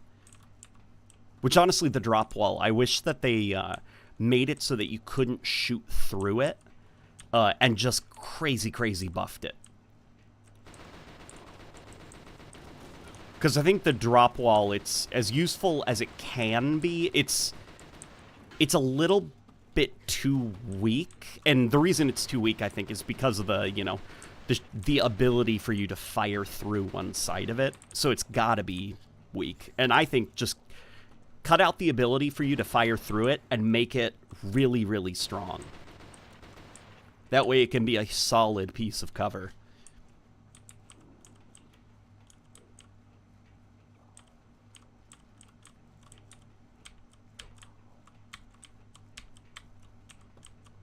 The creative lead of Tiny Tina's Wonderland was a custom edition modder. Really? That's interesting. The lead animator for the new Call of Duty Modern Warfare reboot was a custom edition modder as well. Really? Well, which Modern Warfare reboot? Because there's Modern Warfare 1 and Modern Warfare 2, and they had different lead animators, I believe.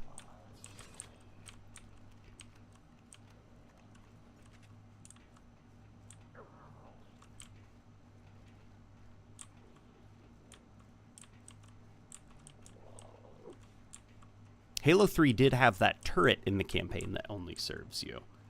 Oh, the deployable turret.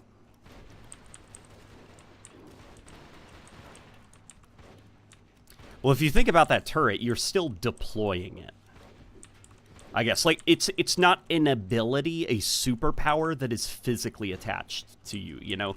You toss it out, and then it starts doing its thing. Like, when I think of, like, an ability that benefits you, I'm meaning something that is physically attached to your character, like the repulsor, where that's not like a thing that you throw out into the environment and then it repulses. Like, it is a power that comes from your arm, you know? Same with the grappling hook. Oops, I think I killed that guy.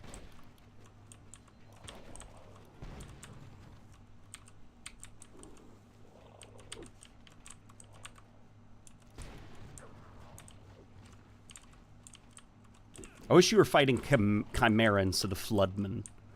Yeah, the Floodmen are a bit of a disappointment, but I'd imagine they're here actually because, well, I mean, look at this. It's reusing, you know, animations for the weapons.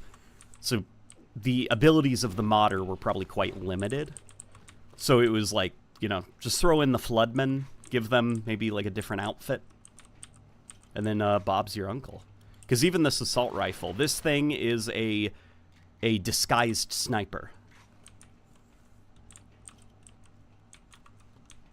Okay.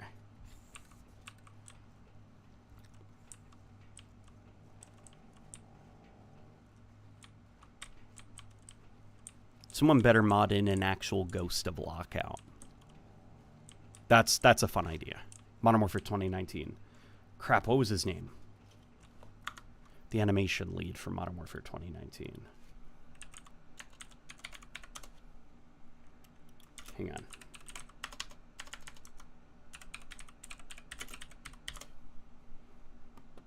This guy?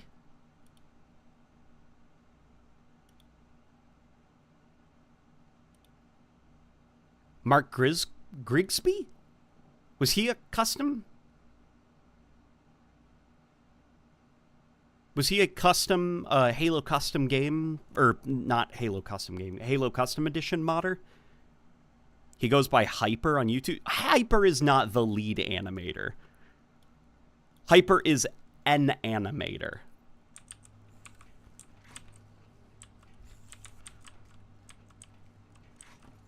It's an easy mistake to make. I've seen a lot of people do it. No, but Hyper is not the animation lead. He is an animation lead. One of many animation leads. But he is not the director. And I believe he did not come on board until later on in Modern Warfare 2019's development. But that guy on the screen right there was Mark Grigsby. He was the animation director for the game. So he was the head honcho. Like, everyone reported to him when it came to animations. Okay, I'm completely lost. So we're going to back out now, and we're going to play a different mod.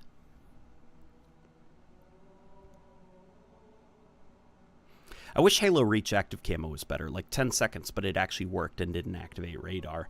Well, the problem with that is that could potentially be game-changing. Part of the reason... So, it's the same reason that Overshields is a little bit weak in Halo Infinite. Same reason active camo in Reach is underpowered. It's because it's like a pocket ability. In Halo Infinite, if you run over the Overshield, you keep that thing in your pocket and you can pop it whenever you'd like. And that's potentially dangerous. Like, it could potentially create very, very annoying and unfair combat situations. So you've got to make it very weak so that it doesn't get in the way of combat. And same with Reach, you know, the active camo, just having that in your pocket constantly, able to activate at any moment, you've got to make it weak. It's just the unfortunate side effect of if you give the players a superpower, that superpower will now have to be balanced so that it is not annoying to deal with. Versus if it was just an external thing that the developers had control over. You know? Hey, if this piece of equipment is too powerful, just don't put it on the map. You can't do that, though, if it's a player superpower. You can't just have, like, well, on this map and this map only, players can use the active camo. Like, nope, the whole game's balanced around this class system. So, unfortunately, the active camo has got to be weaker than it used to be.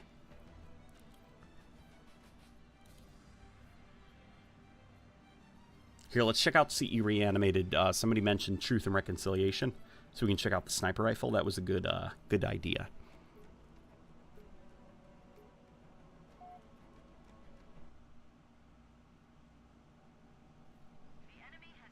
How would you nerf armor lock? It has to stay in. Honestly, I do what Halo 4 did. Where armor lock, it doesn't make you invulnerable. You instead create a shield in front of you. And that could be the thing that blocks stuff. But your turning speed is a lot slower.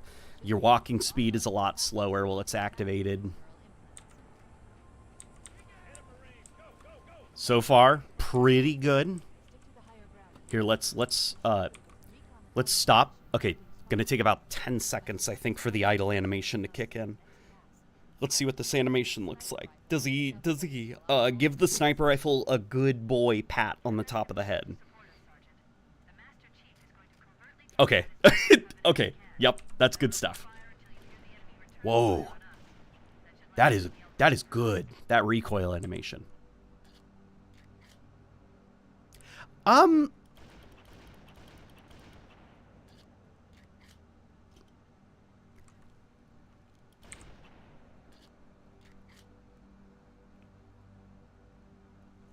What do you guys feel about that?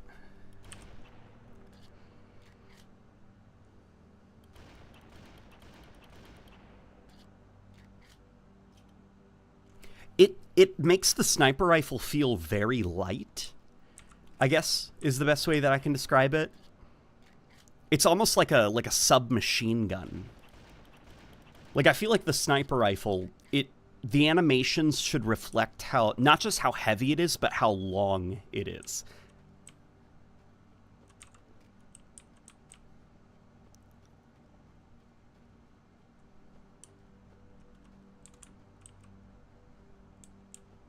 I like how all the guns are slightly tilted, but it does look weird for some reason.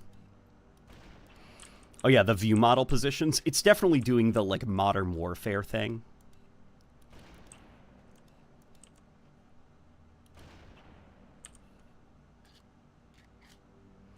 Yeah, like, the firing animation is great. There could maybe be a little bit more screen shake with the act of firing it, but the reloads, I think, make it feel a lot lighter and smaller than it really is as a weapon. As well as just, unfortunately, like, the view model, kind of like the pistol. I think the view model for the sniper also makes it look unintentionally very small. Like, I feel like the more powerful the weapon, the bigger it should be on the screen. Like, rocket launcher is gigantic, you know? Sniper rifle should also be gigantic, in my opinion.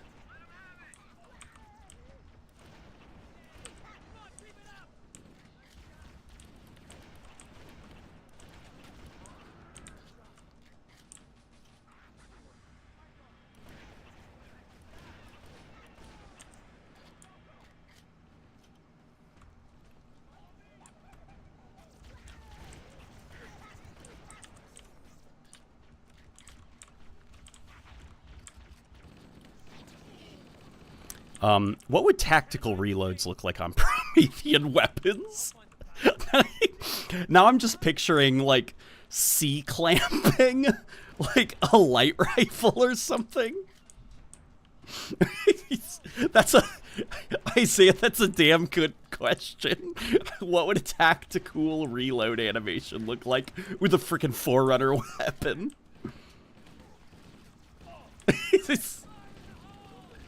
Suppressor tactical reload. Bolt shot tactical reload. I mean, it's a great project for somebody in the modding community to tackle, like Halo 4 tactical animations. I freaking love to see that. Yes.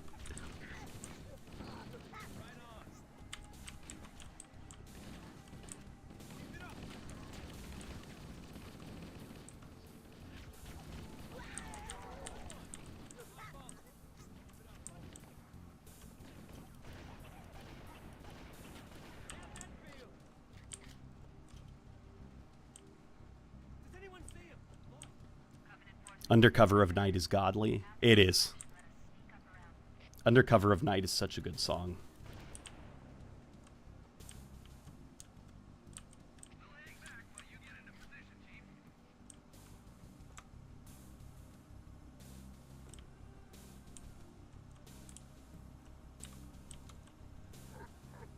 Just sent you those Covenant model remakes in Discord. Here, let me check. Let me checky.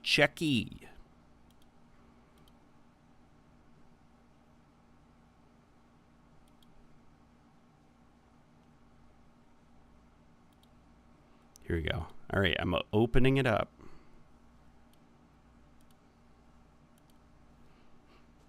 Wow. Wow, that is good looking.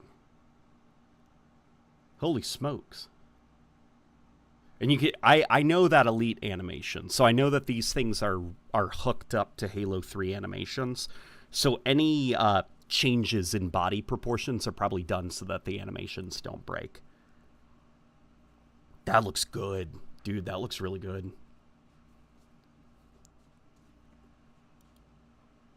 I like that.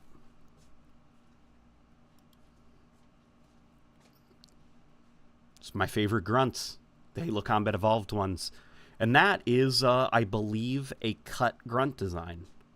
Or not cut. I mean, it's cut in the sense that they never made it to begin with.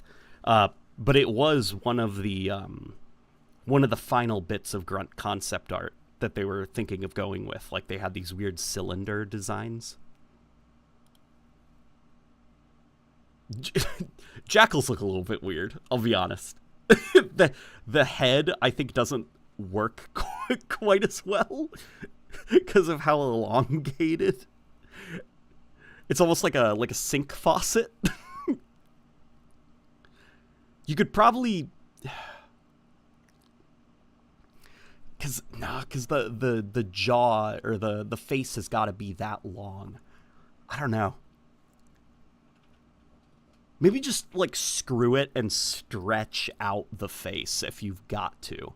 Like, keep the actual important stuff, you know, like the glands, the red eyes, the weird teeth, but stretch, you know, the actual mouth.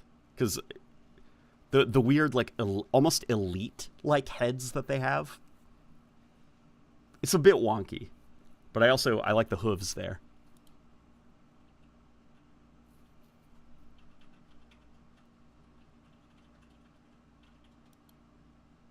And that just looks glorious, dude. Combat Evolved Hunters slap so hard. I love that coloration for them.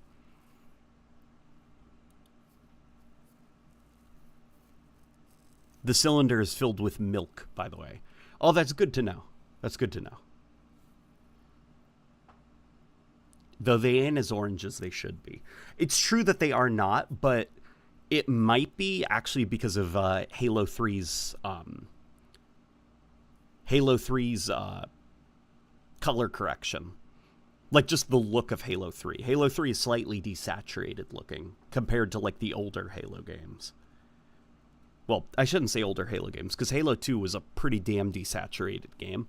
I should say Combat Evolved specifically. Because if you were to make this thing, like, comically orange, it would have that, I don't know how to describe it, that Halo 3 mod quality to it. It's a trap that a lot of Halo 3 mods fall into that I've noticed, where they will be, like, recolored the brutes for gameplay reasons, and the brute will be, like, juicy red, like, comically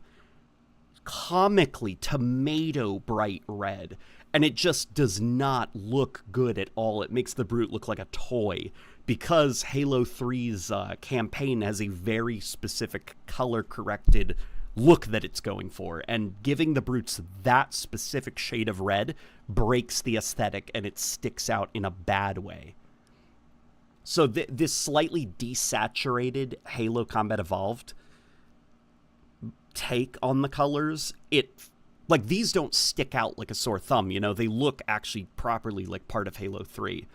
And that's probably due to the fact that the colors are slightly desaturated, so they don't look as vivid. That face is that face is unfortunate.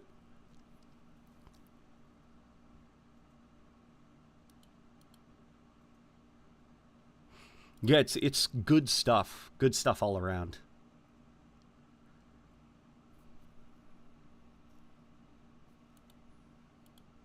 Really, really, really good work.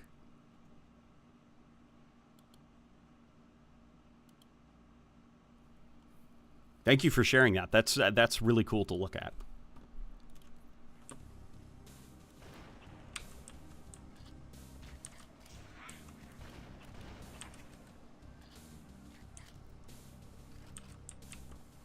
You should play my mod, Sabo Pool. What is your mod? Anybody glad that the Halo 4 and 5 Jackals aren't in Infinite? I don't think it... glad is not the word I would use.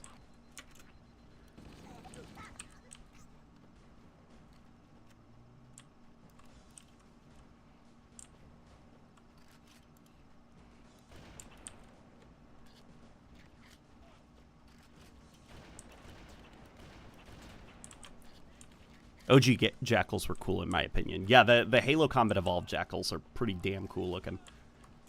Cool guys. Very cool guys.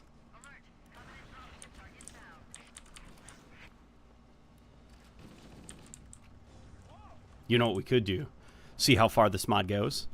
Let's see. Oh my gosh. Okay, Chief is still invisible. Don't worry, he'll decloak in a second. Come on. Hang on. Come on, Chief. Decloak, buddy.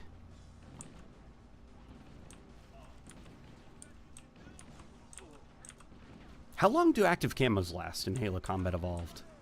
There we go. Okay. Let's see if there's a third-person reload. No. That, I think, is just... Oh. There is no swap animation. Okay, so it's keeping all the same animations in third person. Just for some reason, there's no swapping animation. Interesting. Okay.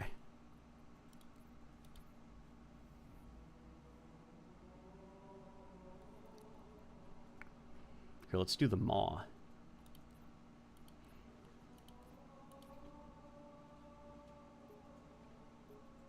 Funny on Jackals is the evolution of the Jackals video just popped up in my recommendations. You like it? Or, you know, if you have seen it, that is. I'll share the link. The link to your mod? Yeah, give me the link. Give me the link.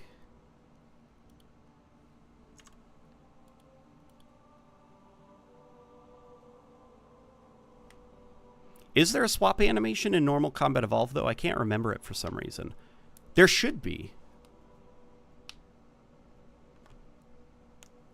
There should be.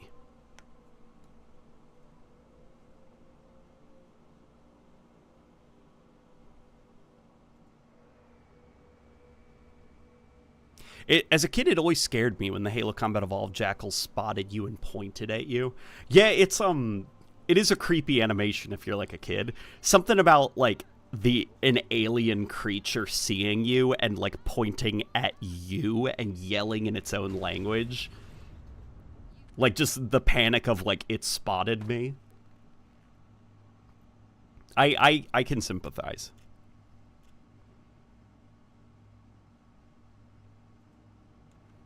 All right.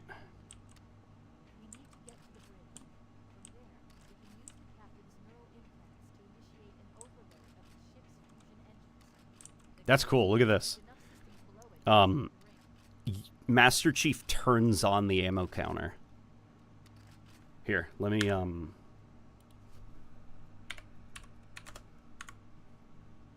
Okay. Do you see that? He turns on the ammo counter. I slowed down the game for a second. All right, now it's back to normal speed.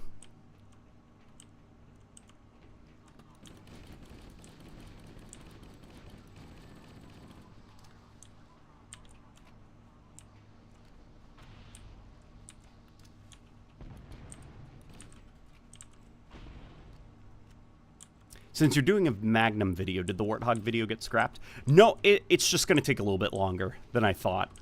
Because the Warthog's a pretty damn ambitious project. So once I started, like, researching just the Halo Combat Evolved Warthog, I realized I was a little bit in over my head. And I couldn't get it done as fast as I wanted. So I have pivoted to the Magnum, and I'm going to be doing both at the same time. Because thankfully the Magnum is a thing that I have quite a bit of familiarity with already. So writing the script for it is going to be really fast, as well as filming and stuff like that. But the Warthog, I'm moving into uncharted territory.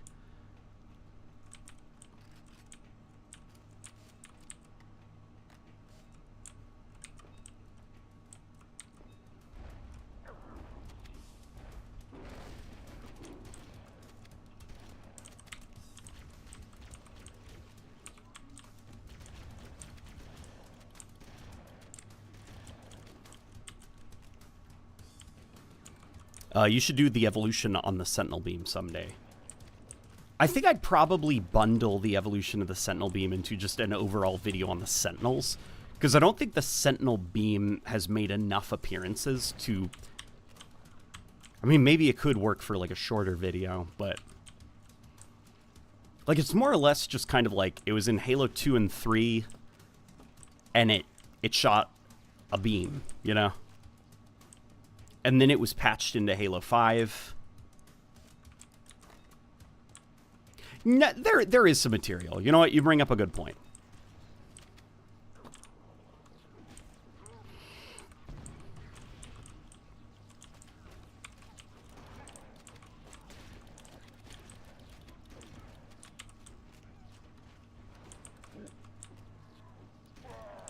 Oh boy.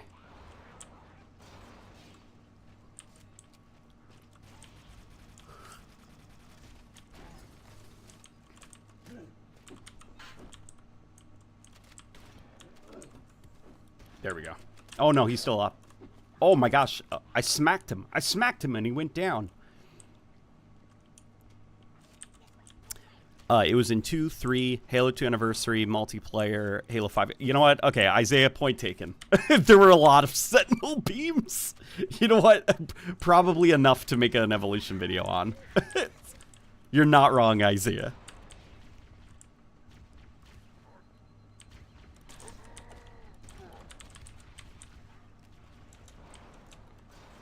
Oh boy.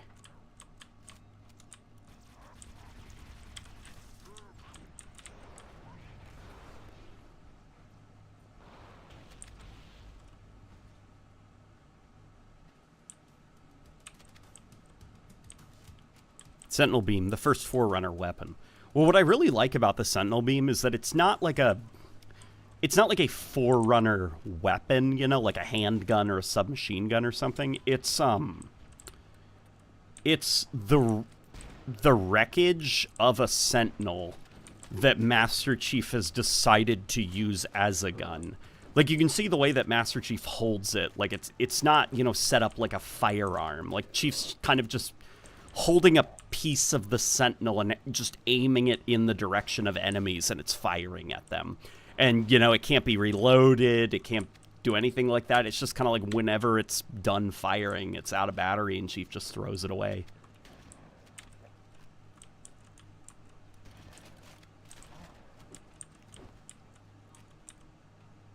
And I actually really liked that about the Halo 2 and 3 Sentinel Beam, is just that scrappy, like, taking down a Sentinel, ripping off a chunk of the machine, and then using that chunk of the machine as a weapon to take down more Sentinels until it's out of batteries. Might be just me, but I do not like that Halo Infinite tried to turn the Sentinel Beam into, like, a Forerunner submachine gun built to be used with hands, with a reloading mechanic and the ability to pick up more ammo. Like, kind of makes the Sentinel Beam a little bit less cool. At least to me. Even if the Halo Infinite Sentinel Beam is probably, like, you know, the most fun to use in a fight. I think the context of trying to turn it into a Forerunner firearm is what I don't like quite as much.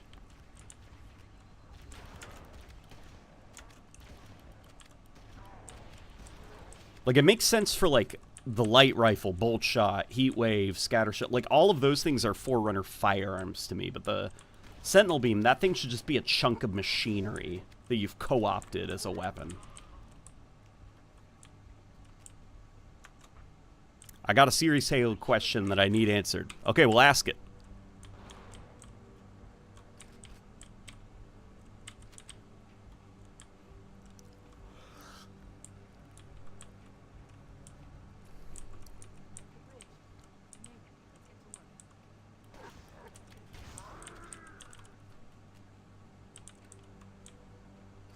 I wish the Needler still had those blue crystals.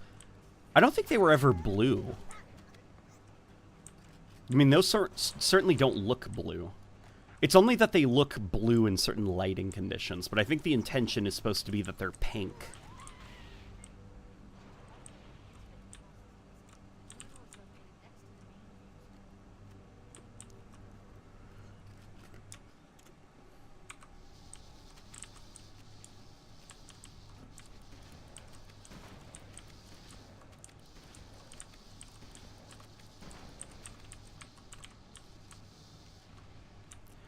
Are Spartan 3's expendable units that were used for suicide missions specifically? No. They were expendable, but they were not designed specifically for suicide missions. They were just like a cheaper, more humane way of creating a Spartan. That, because of the more humane way that they were created, were more expendable. But they were still, like, very important pieces of, they were still a very important military project, and each Spartan 3 death was costly.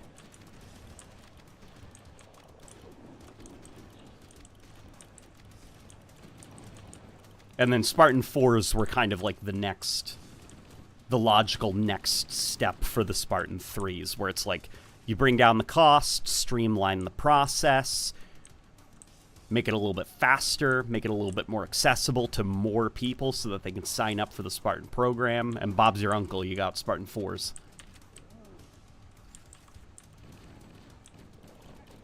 Like, I feel like Spartan 4s are kind of like the end. Like, I don't think you could go anywhere. You couldn't go further, I think, with the Spartan program. After the Spartan 4s, they seem like just kind of like the... All you can do at that point is refine it. I mean, maybe the end of the Spartan program, the logical conclusion of it would be you get to the point where you don't even need surgeries. Like, they just give you, like, a glass of water, and then you drink it and get buff. Like, maybe that would be, like, the Spartan 5, you know? When it's like you don't even need an invasive surgery. They just give you something to drink, or... And it's full of, like, little nanobots that augment your body.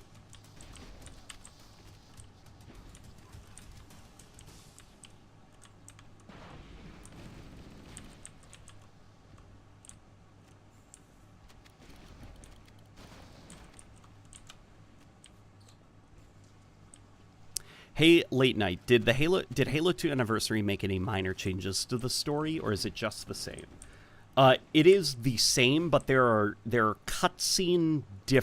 differences in cutscene directing compared to the original. It is not shot for shot. It is mostly shot for shot.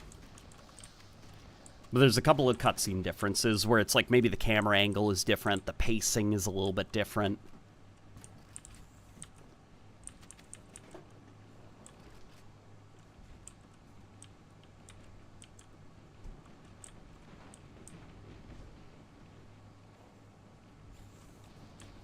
Ghosts of Onyx would disagree. When the first Spartan 3 company is completely wiped, the higher-ups, forgot their names, literally say impressive they got that far.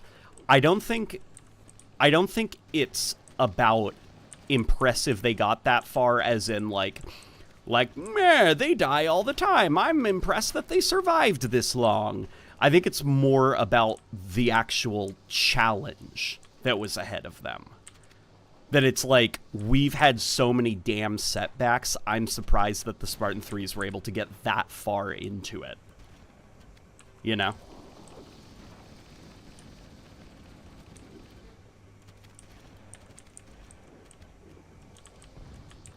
Like, we were expecting the Spartan 3s to not be able to get that far in, so that's damn good work from them.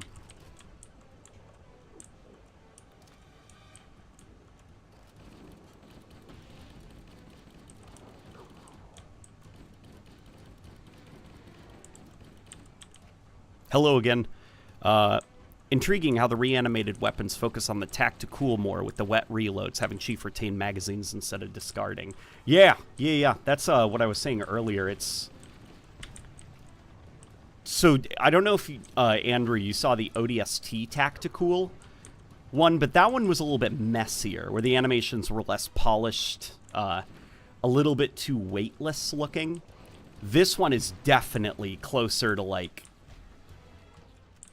you know, like, good-looking animation. And I just realized there's 2 different reload animations. This is a fully empty. That is great looking.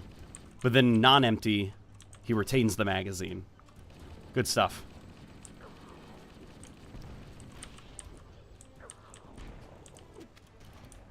And the shotgun just looks and feels fantastic.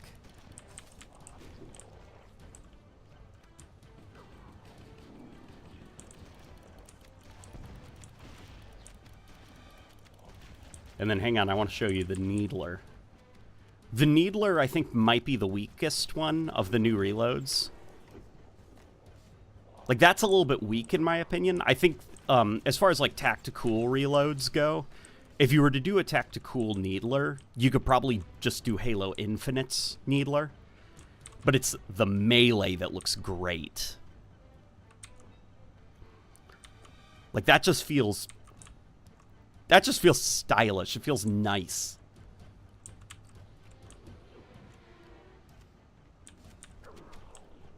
Those shotgun animations are criminal. Barely any recoil. Oh, you don't like the shotgun animations? See, I think they're really good looking. I guess it's about the flow of it. I can see what you mean by the lack of recoil. It could probably bounce up a little bit and to the right a little bit more after each shot. But the actual flow of the animations, I feel like they feel nice. And then the reload animation, I think, flows really nice.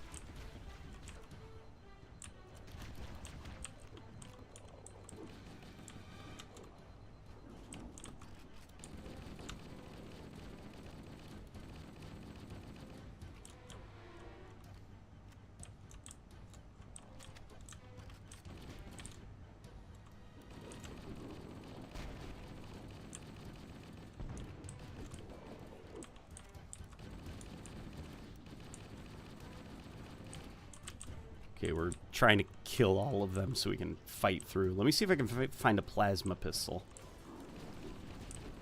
Okay, are they just gonna, like, keep spawning? See, even the plasma pistol gets, like, a Modern Warfare tactical stance.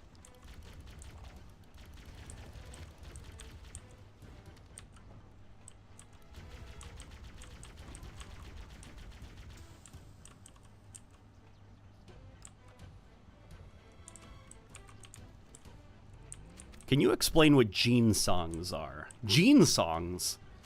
Yeah. Yeah, I mean, sorry, that question just took me by surprise. So a gene song is... It's granted, it's a very dumb name, because it's a little bit confusing, but it's basically a genetic set of instructions that the Forerunners have. So, like, the Forerunners, they were so good at, like, kind of bioengineering. Like, think of it kind of like you know, like botany, how we can, like, breed different plant types together and kind of create species of plants that are exactly how we want. Like, you can get to the point where we can grow roses that have a specific color to their petals. They don't have to be red. The Forerunners got to that point, but with, like, life forms, where they were able to just very quickly, very efficiently make sure that organic life grew in a way that they wanted. And something that the Forerunners were able to do is they could implant something called a gene song into the DNA of creatures that they were working on. And what a gene song would do is it was dormant, it was in your DNA, but it would compel the species to work unconsciously towards whatever the goal was of the gene song. So you could code it so that, like, this species will be completely normal. Everything about them is completely normal. But whenever it rains, they all go to this specific location and they build a tower. And they only do that when it's raining. And over the course of hundreds of thousands of millions of years, this species would work like that, and they'd make a tower so tall that they could go into outer space one day. And that's kind of like what a gene song is. And as an example, according to Halo lore, the Forerunners implanted a gene song into the human race that would compel them to better themselves as a species physically. So the idea was subconsciously the human race at a DNA level, we're always working on improving our physique and improving ourselves and becoming stronger and stronger. And then when we reach our physical limits, we turn to scientific methods to make ourselves even stronger. So the idea being that the Master Chief was a concept that the Forerunners implanted in us, that from the moment, you know, like the fish kind of like crawled up onto land, the fish were coded to eventually evolve into primates, which eventually evolved into humans, which began to focus on like our physicality, our strength and stuff, and eventually we get into science. And one day, hundreds of millions of thousands of whatever years in the future, humans eventually make Spartans. And then a human named Halsey abducts Master Chief and creates him. And there we go. That's the end result of the gene song that the Forerunners implanted in us. Let me see. If Halo was treated like how Nintendo treats Mario, putting him in random adventures, ignoring continuity, what kind of Halo games would you make? I'd probably make Halo games that are themed around specific aesthetics. Like, you could probably have one, like, forget continuity and stuff, right? You could theoretically do, like, a Reclaimer Saga style Master Chief story, which is more focused on, like, drama and emotion and stuff, and it's got that very Western sci-fi, like, modern New Age sci-fi look to it. And then you could also have the more, like, the more down-to-earth, the more, like, 90s anime style Halo games like the original trilogy, and they could operate independently off of each other. I'd probably have some cute little Mega Bloks games. You could do a lot of fun stuff with Halo if it stopped taking continuity so seriously. It needs more bounce and kick. The OG reload was quick and no nonsense. Really sells how frenetic reloading mid-combat is, rather than taking its sweet time. Well, it's interesting, because I think the animations, they're not any slower. I think it actually is reloading at the... Okay, I see what you mean. I'm looking at the reload counter at the top of the screen, and then the animation. The animation is slightly slower. Yeah, it probably could be sped up a little bit. I always found, though, that the Combat Evolved reload for the shotgun was a bit weak and, like, undercooked. I don't think it was really until, arguably, Halo 3 or Halo Reach when the shotgun reloads felt like it was finally getting, like, some proper, I guess, energy to it. Because the one in Halo 2 definitely feels pretty weak, at least to me.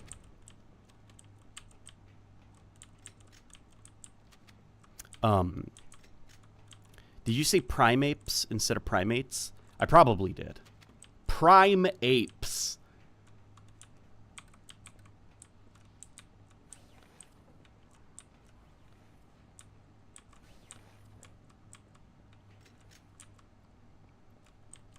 But the pistol, I think it needs to be brought in closer to the screen. Because this view model unintentionally makes the pistol look very, very itty-bitty baby. And I think that the animation could get a little bit more aggression to it. Because it's very, like, stiff. Like, I can see that there's detail that's attempted, you know? Like, looking at Chief's fingers, the way he gets a better grip on it before assuming the firing position. Like, you can see that there's a lot of detail there. It's just... it's missing aggression. It feels too fluid.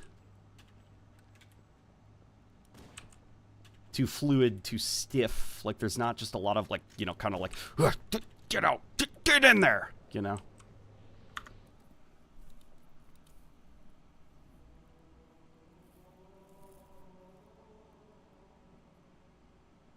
Did SPV3 not get ported to the MCC? No, it did not. Some of that is technical limitations. The MCC, it was, it had a how would I describe it? A shell called Chimera that was built around it. And that's what kept the MCC, or SPV3 together. MCC doesn't support Chimera. So because of that, you couldn't have SPV3. I can't remember what point in the lore this was said, but Halsey mentioned how she sees her Spartans as the next step of human evolution. I think that was literally in Halo 4. She's like, my Spartans are the next step in human evolution. In my opinion, the Spartan 4s are close to the culmination of that philosophy. Yeah. Well, I think the idea is supposed to be, at least like the kind of like, you know, artsy-fartsiness of Halo. The Spartan 2s are theoretically the closest because they are from a young age. Spartans, like, Spartan 4s have the benefit of having, like, childhood memories, school, friends, first loves, like, all of that stuff, where the idea is that a Spartan 2 is more pure because of the fact that it is, you become a Spartan 2 at such a young age that it is the only life that you know. I think that's supposed to be where they're going with that, is that technically Spartan 2s are closer to the peak of human evolution because that is what they are for most of their lives. Like, I bet if Halsey could push it further, I mean, Halsey isn't like a sociopath, you know, like in the actual Halo series, she actually has a lot of regret for what she did to the children. She admires what she was able to do, but she feels a lot of pain about the fact that she had to rob kids of their lives. But the ideal way would probably be literally start from the womb making a Spartan. But I feel like at that point it's like, dude, you're growing a soldier. Extremely inhumane.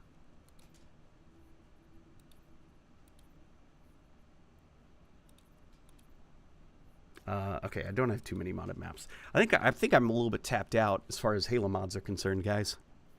Halsey hated the 3s and 4s. Yeah, she did hate the 3s and 4s, just because she felt like they were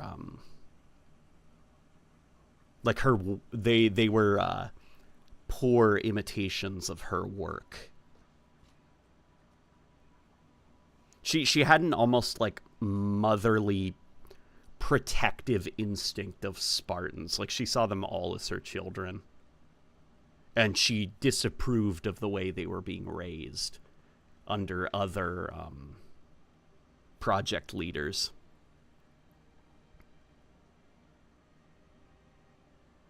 MCC doesn't need Chimera since all it does is allow 60 FPS gameplay. Open Sauce. That was it. It was not Chimera. It was Open Sauce. Open Sauce is the mod that the tool shell that SPV3 needs. Thank you. Yeah. Open Sauce. That's the thing.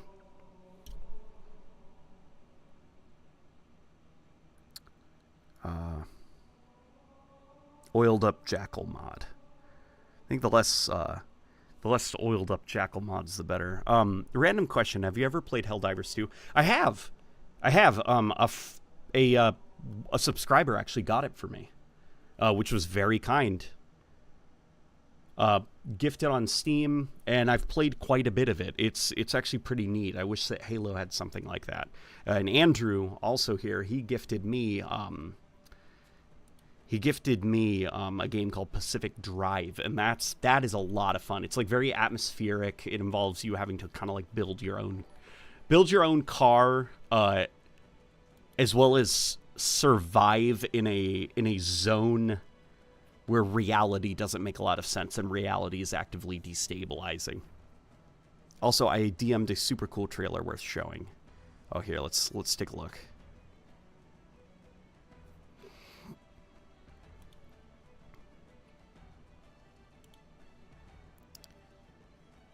The 20th documentary? Oh. Here, I see what it is.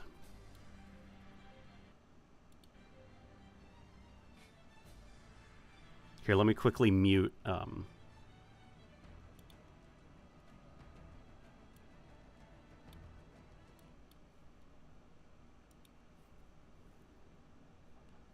and then let me go to the back, to the front.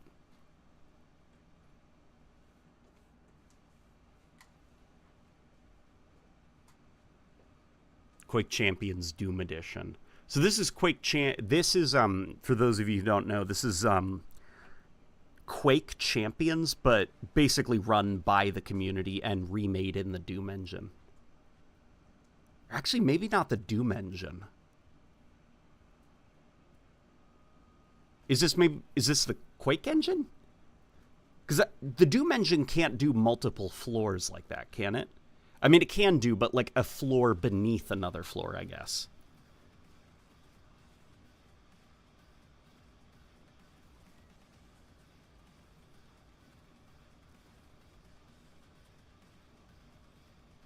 Dude, this is sick.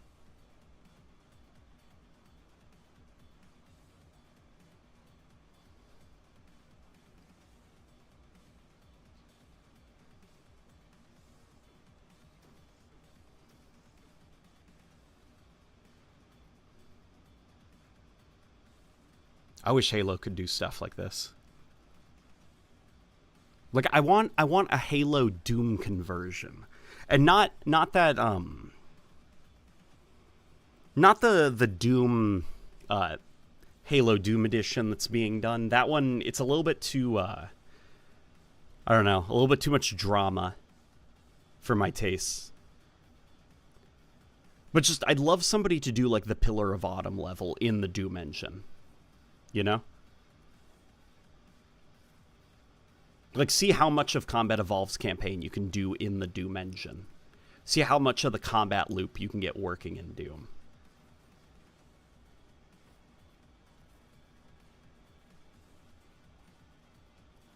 Like, this is sick. Quake Champions was it was the 2010s, somewhere in that decade when it released. But it's got a very small but dedicated cult following.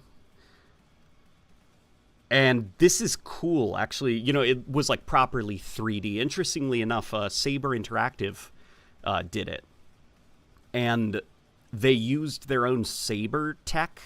I forgot what they actually call the engine. It's the same technology that powers Halo Combat Evolved Anniversary and Halo 2 Anniversary. So an engine over another game engine. So that way they were able to basically have classic Quake movement with modern rendering.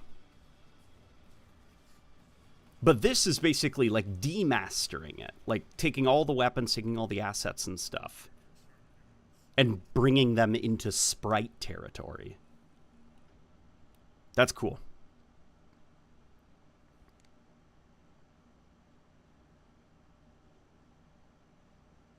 Halo on the Marathon engine. That would be freaking sweet. That would be sweet, dude. But yeah. That's got to be it for me, guys, cuz I'm going to get off so that I can take a shower, chill, get something to eat, you know. But yes, it's the Doom Engine QZ Andronym source port. LNG, when will you play Marathon on stream again? I've got to get a hold of Jakey to see if he wants to do Marathon co-op with me. But soon, okay? Alrighty, guys. Thank you for joining. I am going to see you all later. I'm going to go take my doggy out to pee. Alright? Alrighty, guys.